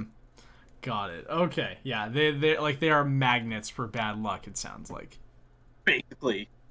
Okay. Like they try to infuse some drama into it, but honestly, the show's it's a lot of wild action and fun, and then just random fun action. It's like fun action, but a lot of dumb comedy because they most of them can't agree with each other. Okay. Let's see. Like okay. Orisuke. We've kind of gone over that. Barakamon. Now there's one I haven't heard of in a long time. Barakamon. Yeah, it was mostly... Yeah, go ahead. No. Like, what was the setting? Because I always get it mixed up with a couple other shows that have very similar names. But if I recall correctly, this is about like a manga author, right? No, it's a calligraphy artist. Calligraphy artist, that's right. Yeah. So yeah, calligraphy artist. I only put this on this list because I was looking through like top comedy anime lists, and Barakamon was one that kept popping up. I'm like, oh yeah, that's the show that I watched that I can agree was had some comedic moments to it. But it was just a calligraphy artist. He's got artist block. So. He's got artist block, and I think someone he knew died. I think it was his grandfather. Okay. And he's supposed to go settle his affairs on a small island off the coast of Japan. It was kind of like Okinawa, but probably not actually Okinawa. And so he goes there basically over the summer. He gets to know the locals. He spends a lot of time with one little girl who's just constantly bugging him. And it's just a lot of slice of life moments of summertime, hanging out with kids that he doesn't like at the start, and him trying to still figure out what's his next big calligraphy piece going to be. Right, he warms up to them over time. Yeah, I do recall seeing like a couple episodes here and there at Anime Club back in college. So I've seen bits and pieces. I just didn't know like the full breadth of the series. Yeah. Oh god, the next one on your list. What can be said? What can possibly be said about Grand Blue Dreaming? Water doesn't catch on fire.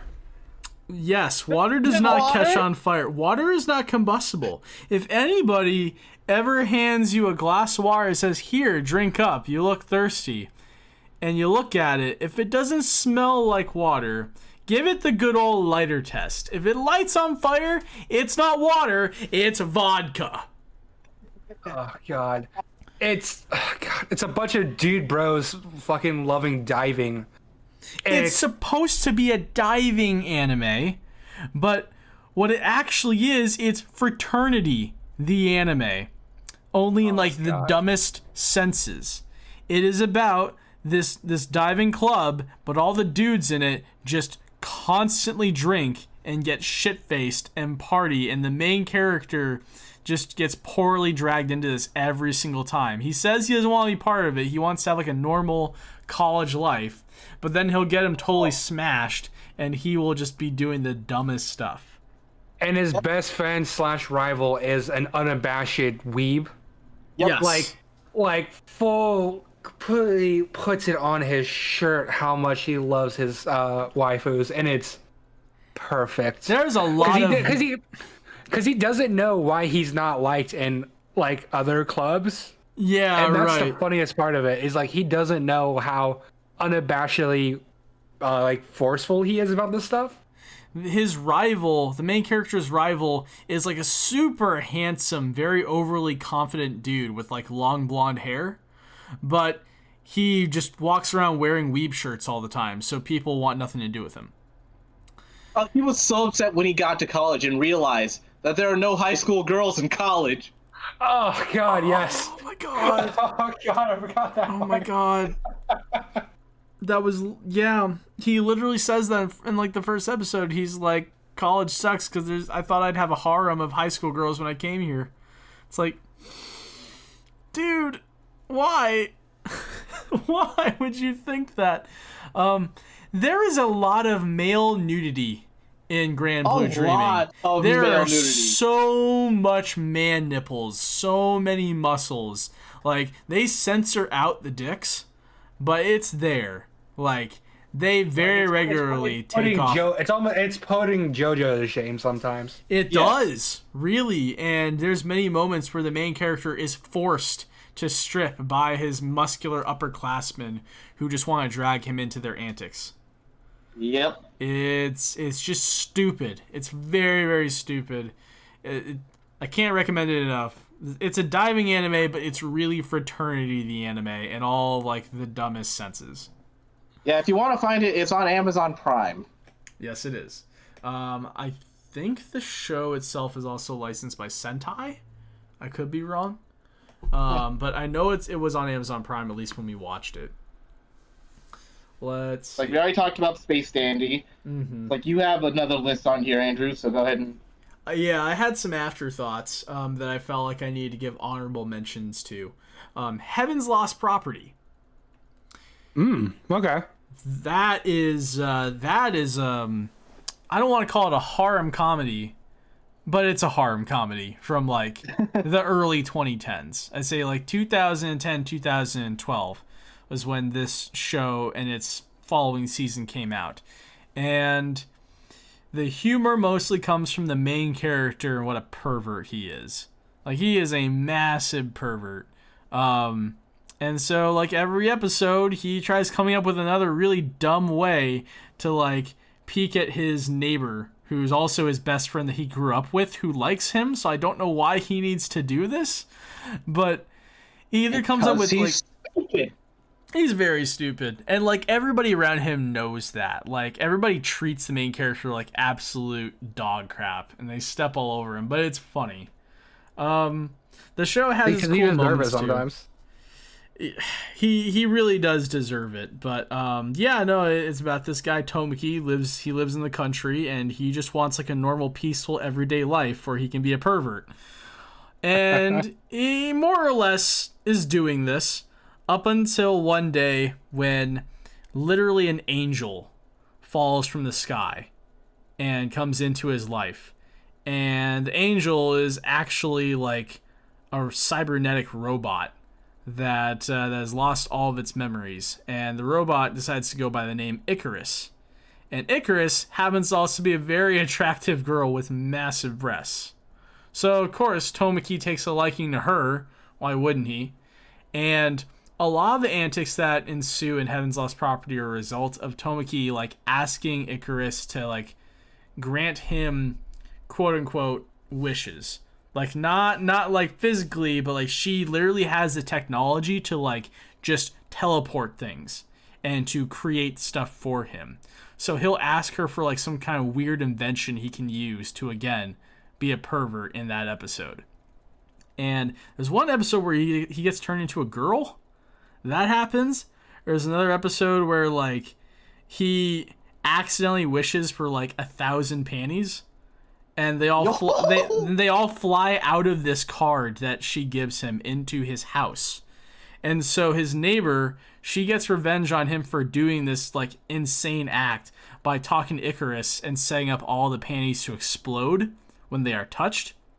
So his house becomes, instead of his grand fantasy, it becomes a death trap by which he must claw his way out of. Needless to say, the whole house explodes. He doesn't die, but he almost does. I think they have to actually resuscitate him. I mean, it's very early 2010s, like, anime humor, but I felt like it deserved a spot on this list for just the insane situations the main character finds himself in. I want somebody else to talk about this next one. You guys remember Monthly Girls Nozaki-kun, right?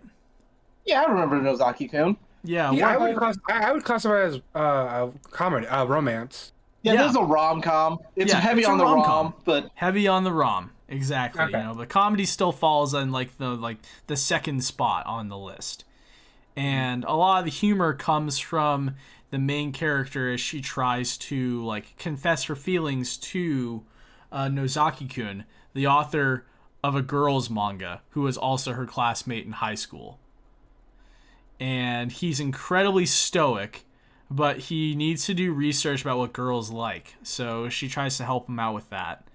And she meets his like other contributing artists who help him compose the manga.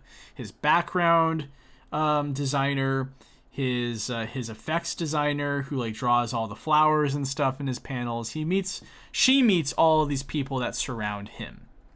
And they're all unique and absolutely batshit crazy in their own ways. And it leads to some funny moments. I like how one of the episodes in Nozaki-kun, the title is just Let's Rice. Do you remember that, Trey? no, Literally one of the titles, the name is just Let's Rice.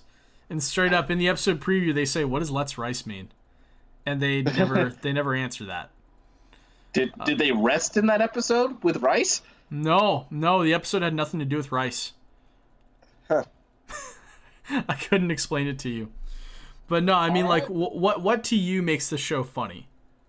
Because Nozaki-kun's a big deal. Like, a lot of people still talk about Nozaki-kun to this day. I think it helps that it's talking about shoujo manga in general. Like, the shoujo manga does not get enough credit in some circles. Like, I can agree to that. There are some great...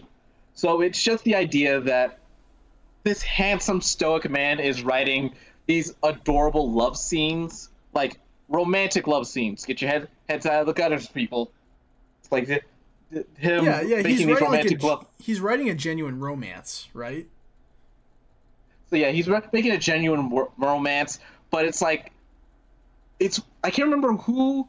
One of them is really bad with dialogue, and one of them is really good. One of them's really bad with art, so that's why they have to work together. But they kind of hate each other in some ways.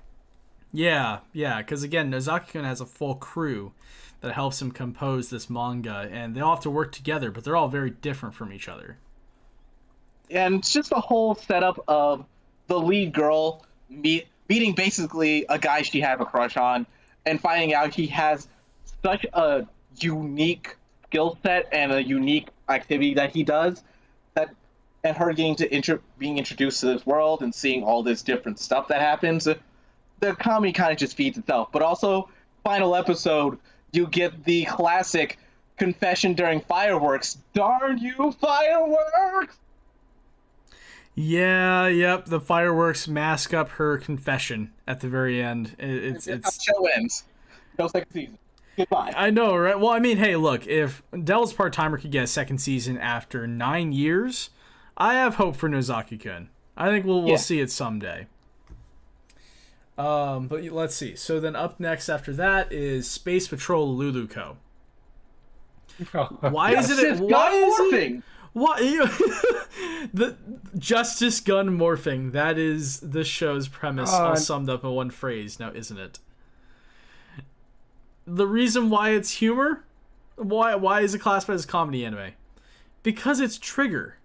Yeah, Trigger. Space Patrol Luluko is, I kid you not, Trigger the anime. It is an anime about Trigger anime. It's the big Trigger crossover show. Inferno Cop shows up in it. You have Mach Speed. Kill. You have almost Kill Kill. She goes to Little Witch Academia.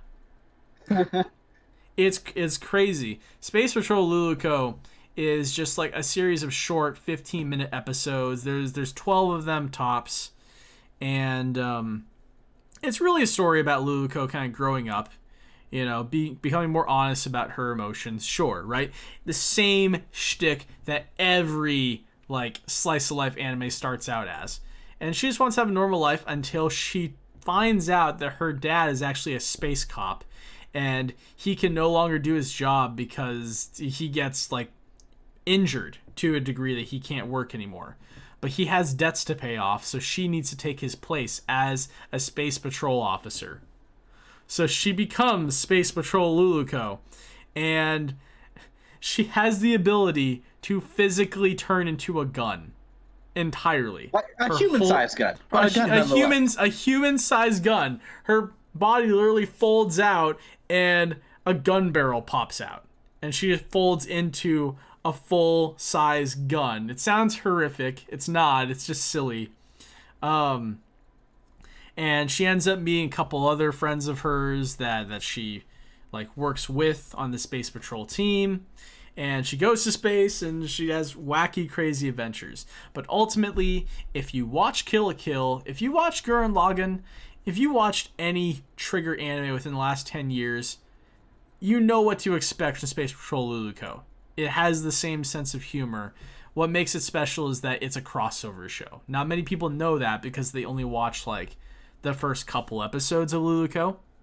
But as you go further along and she travels outer space, she gets sent to several different worlds, and they're just previous shows, basically. It's good stuff. Really good stuff. I can't recommend it enough. Gintama. So Gintama. Did either of you watch it? No. I think it's one of the few shows I like. Gintama is so long. It's like One Piece in that sense. It's like it's a monolith. It's a monolith to tackle. Yes. I've watched a couple of shows. I watched a couple of episodes, to familiar myself with it. And we showed the last movie that they said was going to be the last thing ever at the theater. And so I watched it there.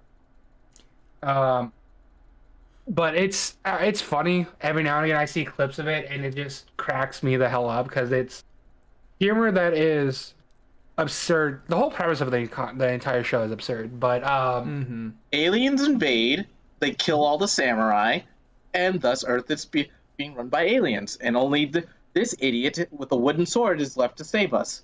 It's so weird, right? Gintama takes place in a like sci-fi futuristic setting, but most of the village that you see the show from the perspective of is all still very old rural area Japan, like Edo period Japan. Yeah. It's very strange. Like the era of samurai is still around. It's just that they're all being like totally whipped by the aliens that are there. Oh, what's the group called that they have? The police group? Oh man, that's a good question. Because that's an actual thing that happened in Japan. After the samurai disbanded, they created a Shinsengumi. It's Shinsengumi. That's what they're on. Yeah, I recognize that from Rurouni Kenshin. Yeah, because that's an actual policing unit in Japan during that time, and it was very interesting to talk about that. And I saw that, I was like, oh, that still exists in this? I guess so. It's an alternate universe where the Shinsengumi were still around, so it's kind of like a parallel. That's interesting. I like that a lot. Gintama's sense of humor is unique because I feel like it's almost acquired taste to a certain extent.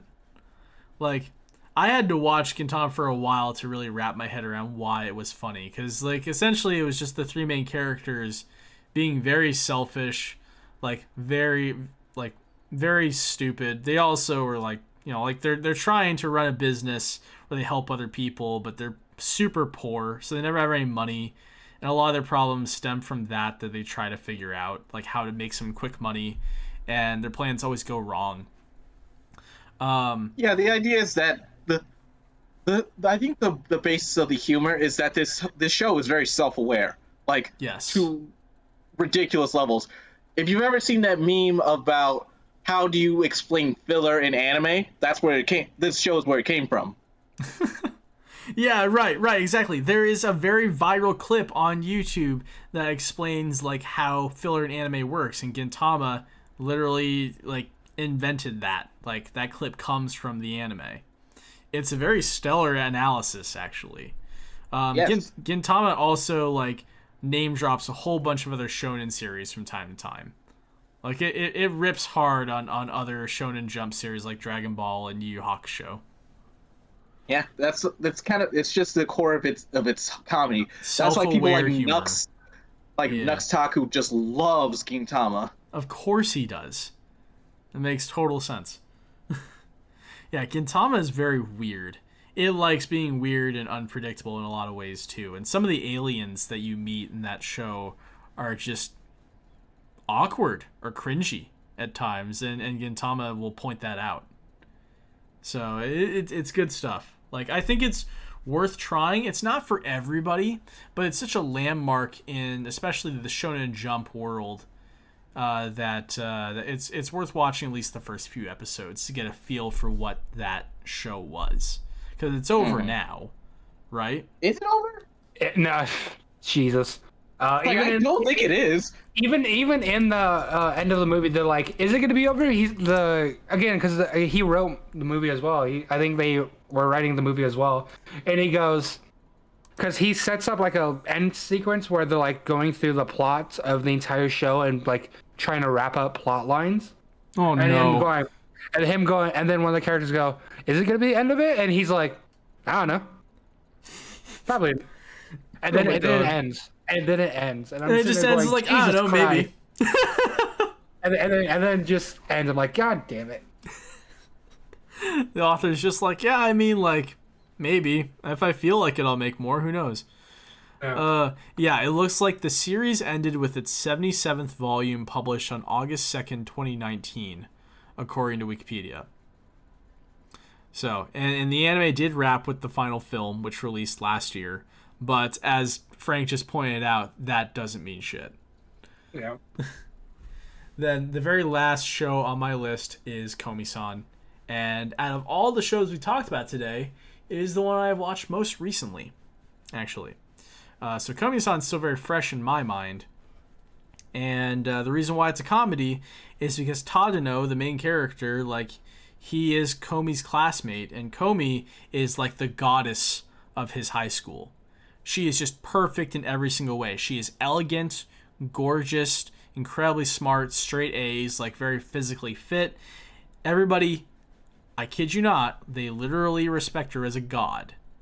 And therefore, Yep. Tadano is the furthest thing from her. He is so far removed from her world that he has no right to even interact with Komi or talk to her.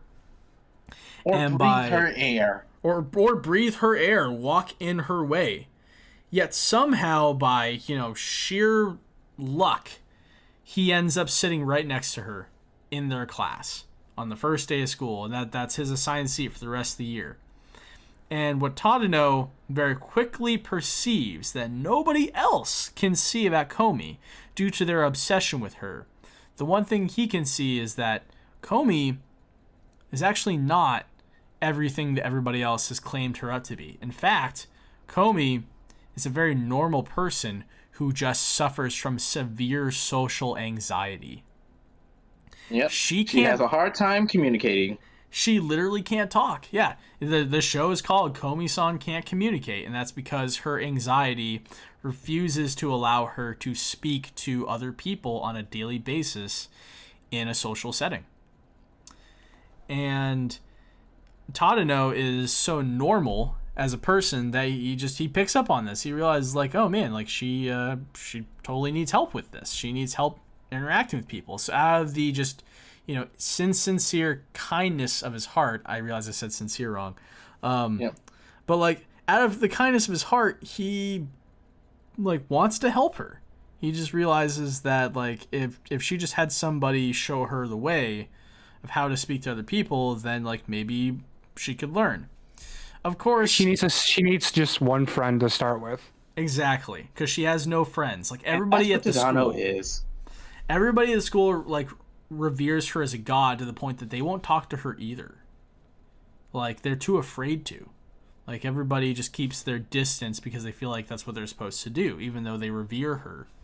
So she doesn't have any real opportunity to interact with other people either. And so yeah, Tadano's a great guy for trying to help her out. But the humor about Komi-san comes from the fact that he underestimates how severe her anxiety actually is. There's one scene where one of Tadano's classmates asks Komi to go to Subway and buy her a sandwich. No, Starbucks to buy her a drink. Oh, well, there's that too. Starbucks came first. No, there's both. There's both. But I'm gonna pick Subway because it's the funnier of the two. And Tadano's classmate asks Komi for a very specific sandwich with all these different modifications on it. And Komi, wanting to challenge herself and stand up to it, like she agrees to go. And she leaves the school and walks all the way downtown just to go to Subway and get this sandwich. And Komi ends up standing directly in front of the doors to Subway for like a good 5 or 10 minutes before going inside, right? But when she does, I mean, she can't order the sandwich. She can't say it. So instead, she just stares intently at the person, like behind the Subway line. And that person's just like, well, I'll just make a sandwich that's pretty popular that people like. You know, she's guaranteed to want this type of sandwich, right? So the Subway person makes the wrong sandwich and gives it to Komi. Komi, realizing she's failed, like, just shrivels up, takes the sandwich, and walks back to school and gives it to the classmate. The classmate's like, this isn't the sandwich I asked for. And then Komi starts to cry. And so the classmate gets on her hands and knees and does the traditional Japanese bow as an apology. And it's all situations like that. Watching it play out is what makes Komi-san a really fun time. Yeah. So, that is my rant about Komi-san. Frank, you've had sufficient time to come up with a couple shows that we haven't mentioned. Can you think of any that you'd like to talk about? Yes, I have a couple here. I mean, we've gone over like Denki-ga, and like Pop Team Epic, and Life with an Ordinary Guy who reincarnated with a total fantasy knockout. Like we've already gone over those. I have a couple more that more of my style of what I like. Isekai quartets. Ah, yes. Oh, Isekai quartets. The shows in itself are not really comedic except for Konosuba. But having these styles come together and these people bounce off each other are hilarious. Mm-hmm. Like you have quite literally everyone taking shots at fucking Aqua because they can see that she's totally useless. Absolutely useless. And they go, wait, you're a god? No, that's not right. Yeah, that can't really. be right. No. I think I saw the first episode she tried to kill Ainz and it was... Yes. He's like, oh crap, she has the power of one. Holy shit. But no one believes her. Absolutely no one believes her. Yeah, how could they, right? Like, she's so useless, but she still does have goddess abilities. Yeah. So that one, I like that one. But one of my favorite things is that they got fucking Yodri Senki, any Saga of Tanya the Evil, into this world, and in which it's operated by the same dynamics like Konosuba. So her bouncing off every one of them, going, this person's a complete idiot. I don't understand what this is. And then her absolutely fucking dominating them in anything because the way she acts. Oh, it's so great. Isekai Kutai is fun because it's a lot of shows that are basically building this world together, and it's all of them bouncing off each other. So you have Ray Zero. So you have quite literally both. One of my favorite things is both Subaru and Rem are late for school. Of course. So their Rem is carrying Subaru as they're running to school because he can't run that fast. So So she just picks him up and goes even faster. Picks him up and runs, and then you see fucking God, what's his name? Konosuba's main character. Oh, Kazuya. Kazuya being carried by darkness. Yes. And it's not even like those two people who doing this are at different ends. Subaru can't do it because he can't run that fast, but Kazuya is doing it because he's lazy. Yeah, exactly. And then they see each other and they go, "Wait, I can't have him look down on me," and so they both stop, and then choose to be late to school. No. Because their pride won't let them be outdone by the person next to them. Oh my god.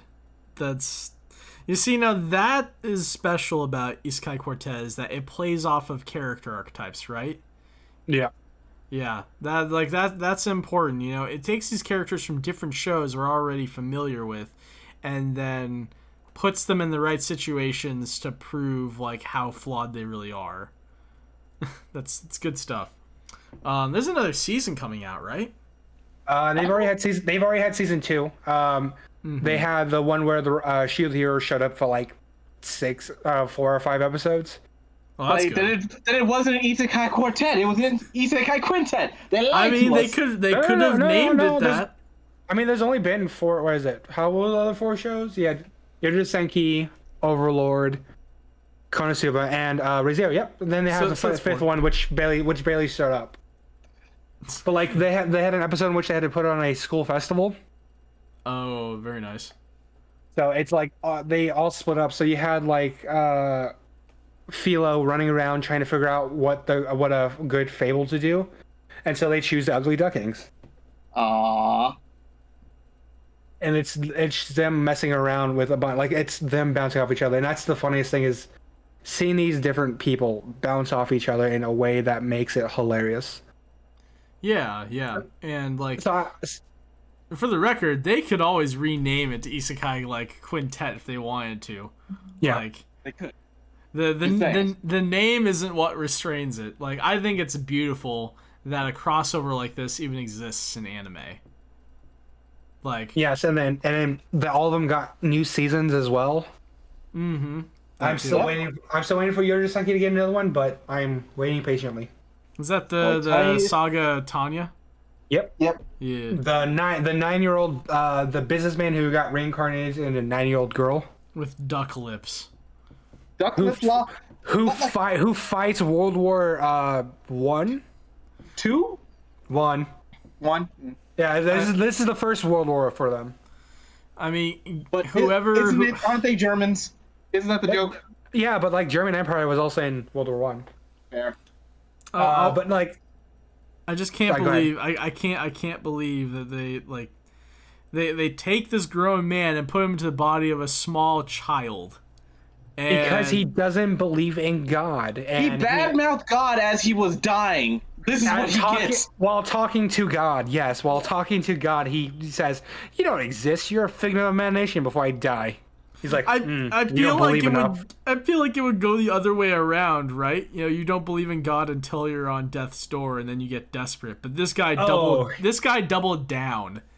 Doubled down and rolled the dice to become a 9-year-old girl thrust into a world war. It's comedic in its own sense, but really weird if you watch the rest of it. But fun, but so much fun. That's great. So Hitsugai Kutai, my other one I have is Hinamatsuri. Oh yeah. Oh my gosh, that's right. Hinamatsuri. Yeah. Shoot, I forgot all about that show.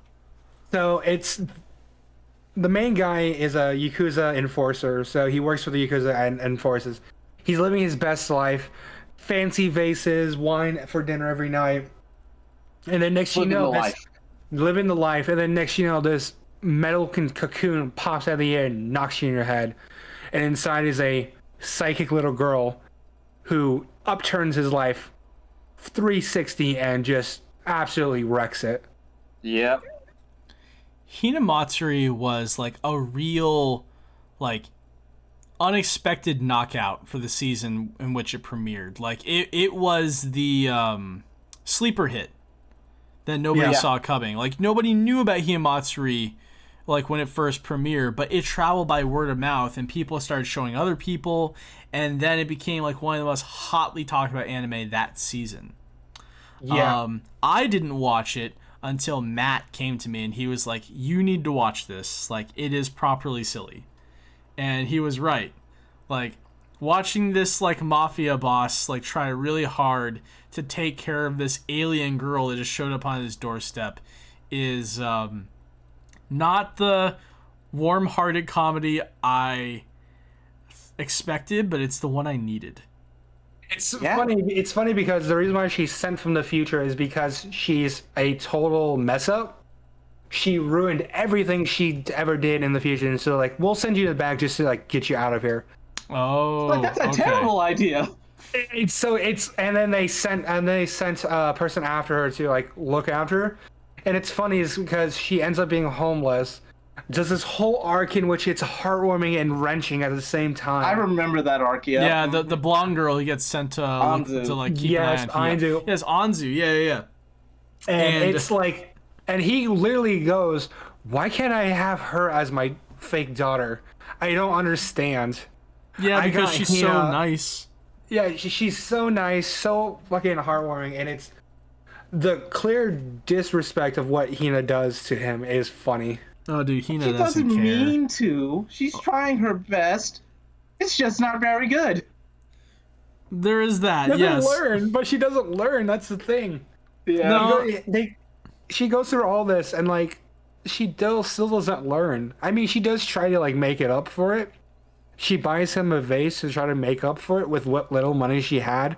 After she literally goes to the homeless Ainzu, eats all her food, and then she kicks her out as well. Yeah, no, the show is great. If you've ever seen that clip of the rock paper scissors match, that's where this is from. Hinamatsuri, like, I think is a show that can be classified first and foremost as a comedy, and then it can be like a supernatural show after the fact. Yeah.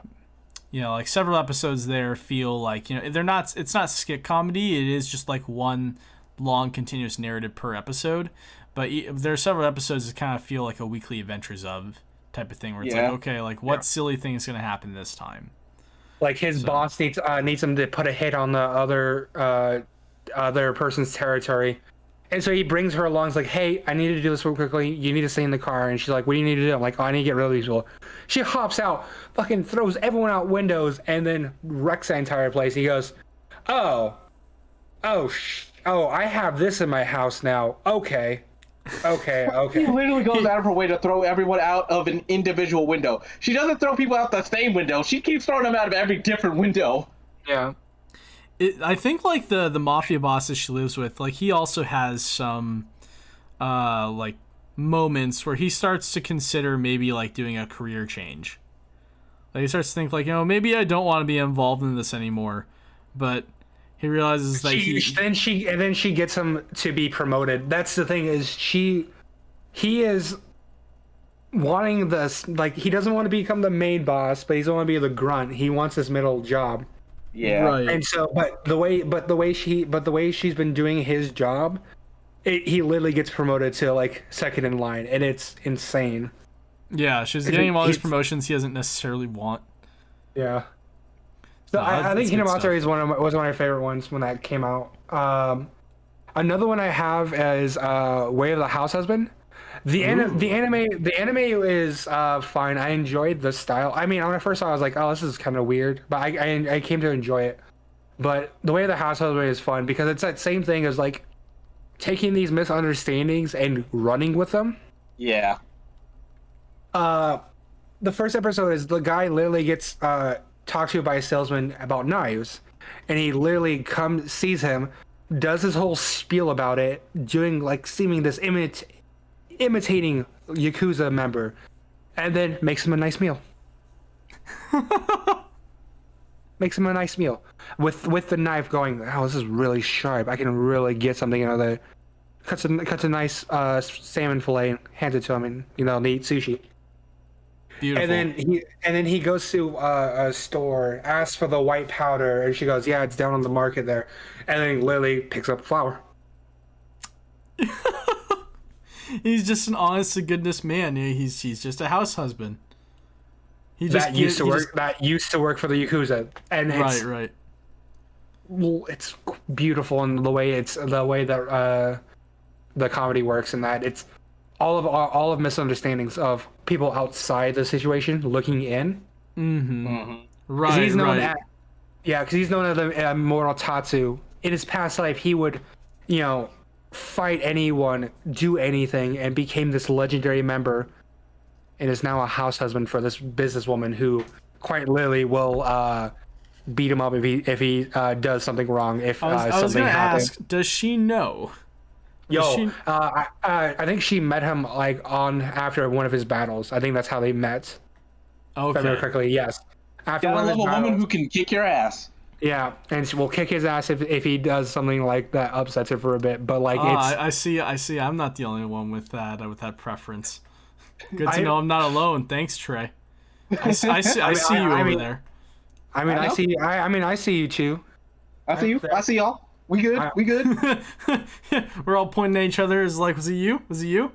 Okay, it's all of us. Got it. Yeah, no, it's a very fun one. The anime is fun.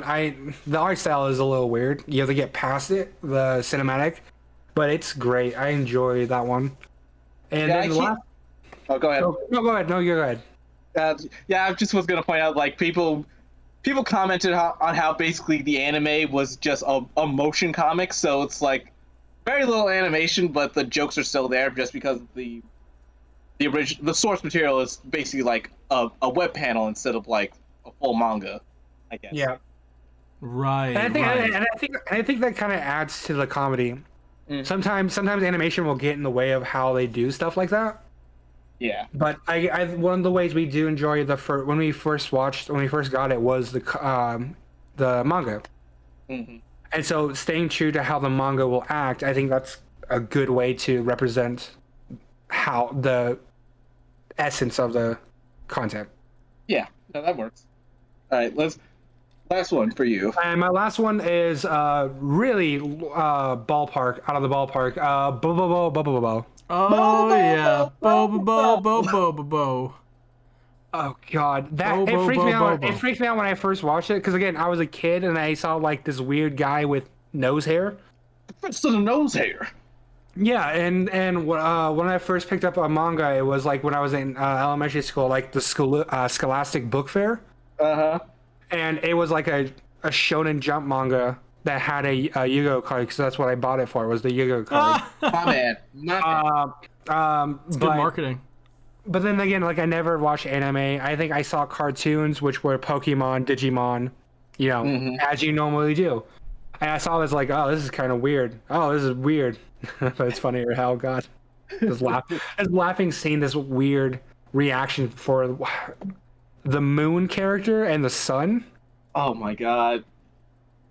Yeah. Oh my god. That entire show was a fever dream. I remember that one dude that Bobo teams up with, where his like main power is farts.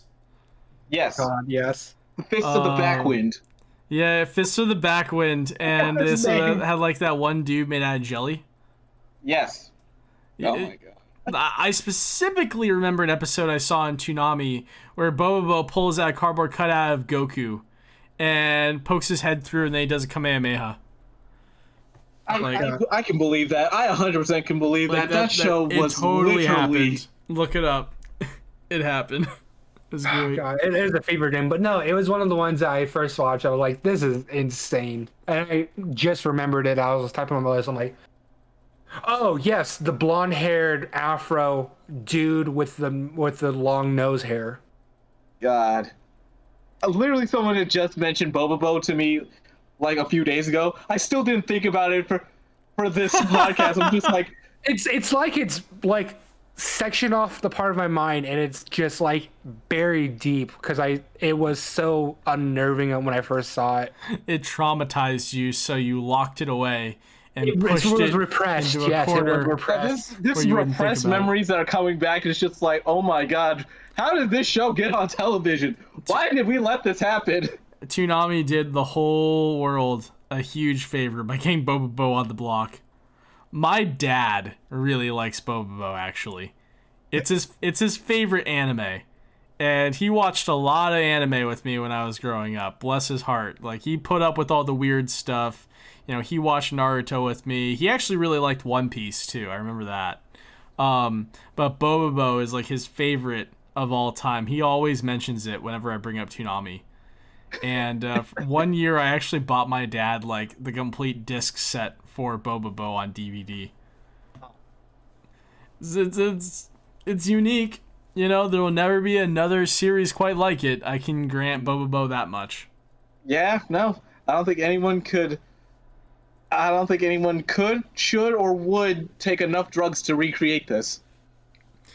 I mean, like, it sits in that hall of fame of comedy right next to Gintama and like Psyche K. Like, it's one of those like all-time classic Shonen Jump series. I remember reading an interview with I think it was the author of Naruto, Masashi Kishimoto. And I think at one point, like, somebody asked him if he would consider making like a comedy anime once Naruto was done, and he said, no, I can't imagine writing humor on the level of like Bobobo or Gintama. Like, I don't have what it takes. Like, the writers for those two series, like, they're on a whole different level, and I massively respect them. I wouldn't dare try setting foot in that territory, because you can't live up to what they did. Yeah, I like, as many people have said, dying is easy. Comedy is hard. This is true. Words to live by. Also, I see JD's in the chat right now. Anyways, what else was on the list of things to talk about? We managed to get through the entire list of every show we wanted to mention. Was there anything else you wanted to go over before we wrapped up the podcast? Honestly, we've been going for a couple hours, and unless you guys have some final thoughts, I'm gonna probably transition into the outro. Well, let's see. Good. Which would have been my favorite show out of everything we listed off? I know I said it earlier, but I just want to, like, reiterate, because now I'm thinking hard. Konosuba probably still stands at the top. I think it still made me laugh the most. The reason why I named the podcast the way I did is because the name of this podcast is, quote-unquote, "This is not a Konosuba podcast." And that title was born out of the fact that Frank and I had dinner with our buddy Kevin like over a week ago. Oh god, and we couldn't think of comedy animes to save the life of us. I don't Jesus know why. Christ. Like, we were drinking, to be fair, but like, we were talking about the upcoming podcast and like, well, we need comedy shows to discuss. What comedy anime are out there that we really like? And for some weird reason, all we could think about was Konosuba. That was the only one that comes to mind. It was like, there was Konosuba, and like, yeah, and then we're like, shit. Shit. Christ. And this podcast should go to show that, of course, there's tons of comedy out there that are all worth your time. But I think maybe the reason why we couldn't think of anything else during that dinner discussion we had is because Konosuba might be the most popular comedy on this list. Yeah, honestly, it is definitely the most popular comedy that everyone has seen. Like, they're gonna be the Gintama fans are gonna come for us someday and be like, "You fools! You don't understand." I can't argue with trends, dude. Like, they're like, you look up Konosuba on Reddit, and there's at least like 4 or 5 different subreddits dedicated just to Konosuba. It's crazy stuff, and it's partially because it's an isekai that the show is so seen by so many different anime fans out there. Isekai is probably still the most popular genre as of this recording. However, like, people love Konosuba for the characters, they love it for the sense of humor that you can't really find anywhere else. And it's taken the world by storm over the last few years, and there still isn't a third season yet. Like, they certainly could have made a third season by now, and I think the production team is just dragging it out because they know they don't need to make a new third season yet. They're waiting on all the money to come in from the mobile games to fund the next season. There's mobile games, that's right. Like, Konosuba is still that gotcha money's money. gonna get you. And I like to think they're like trying to like write it out and not like push what they feel like isn't good out. Yeah, like they're wanting quality. Yeah, that's fair. Again, Konosuba is quality and comedy anime. It is like chef's kiss great in what it does because of the way the writing works. Its writing is on par, is perfect in its sense. And even writing aside, the animation of Konosuba is a joke in itself because the characters are quite often animated off model. Oh yes. Have you not seen the Aqua face? I've seen many Aqua faces. Like the most awkward, the most memeable Aqua face is quite literally her pouting after her rock paper scissors thing. Yep. And that is blown up everywhere. Where you see it everywhere. Like you have other characters of other shows drawn in that same style. Yeah, it's become a meme. It's very popular. Konosuba doesn't give any shits about like staying true to form. It animates based off of movement and emotion in the moment. So there's moments where they're just a bunch of scribbles. And that's totally okay. That's also part of the joke. So it's hard to take Konosuba seriously when the show quite literally doesn't take itself seriously. Definitely. So I think that's probably why we couldn't think of any other show in the moment, and why I decided to title a podcast this way is because, yes, there's tons of very good comedy out there, but I think Konosuba, as of today, is still the king. Probably. One last thing before we leave, I just want to give a massive shout out to Team 4-Star. I know they're not watching, but Team 4-Star and Something Witty Entertainment, Dragon Ball Z Abridged, Sword Art Online Abridged, Hellsing Ultimate Abridged, all these top tier comedy will watch as often as I can. Dude, I really hope that Something Witty makes like an abridged version of the latest Sword Art Online movie. Progressive. Like, I think that'd be a lot of fun.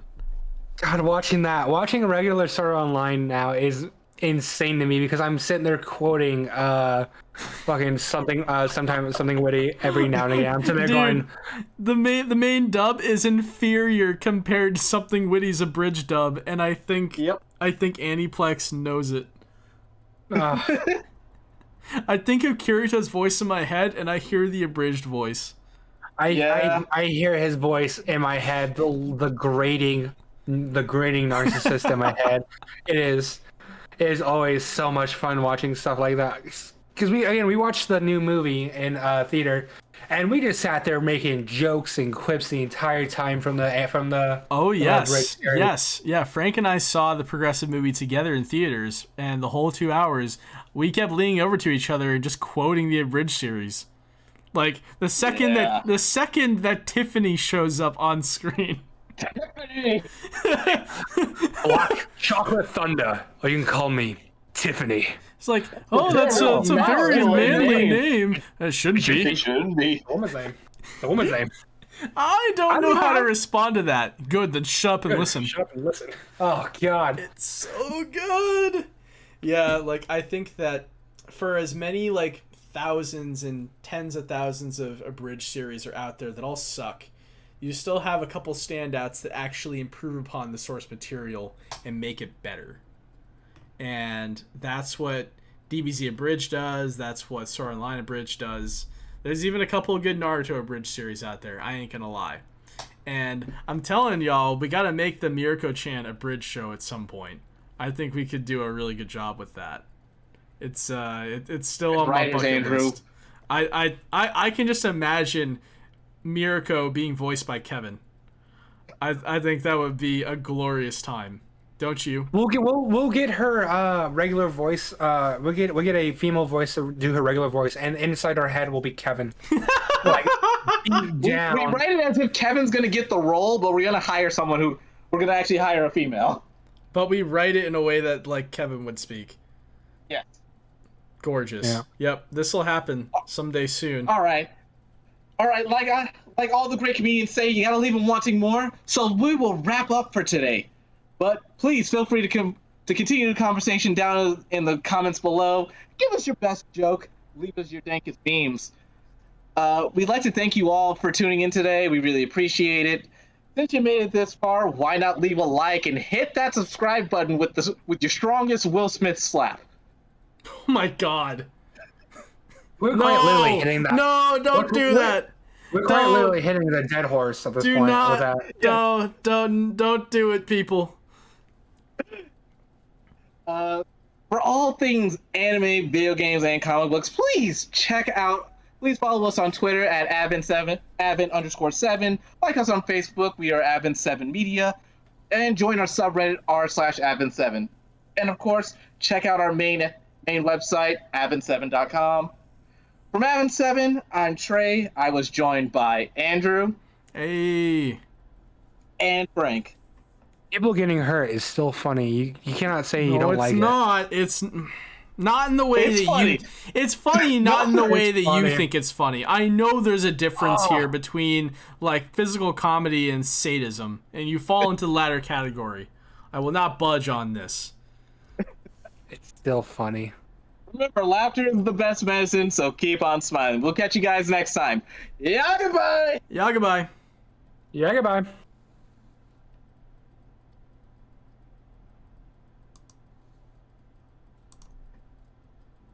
Okay.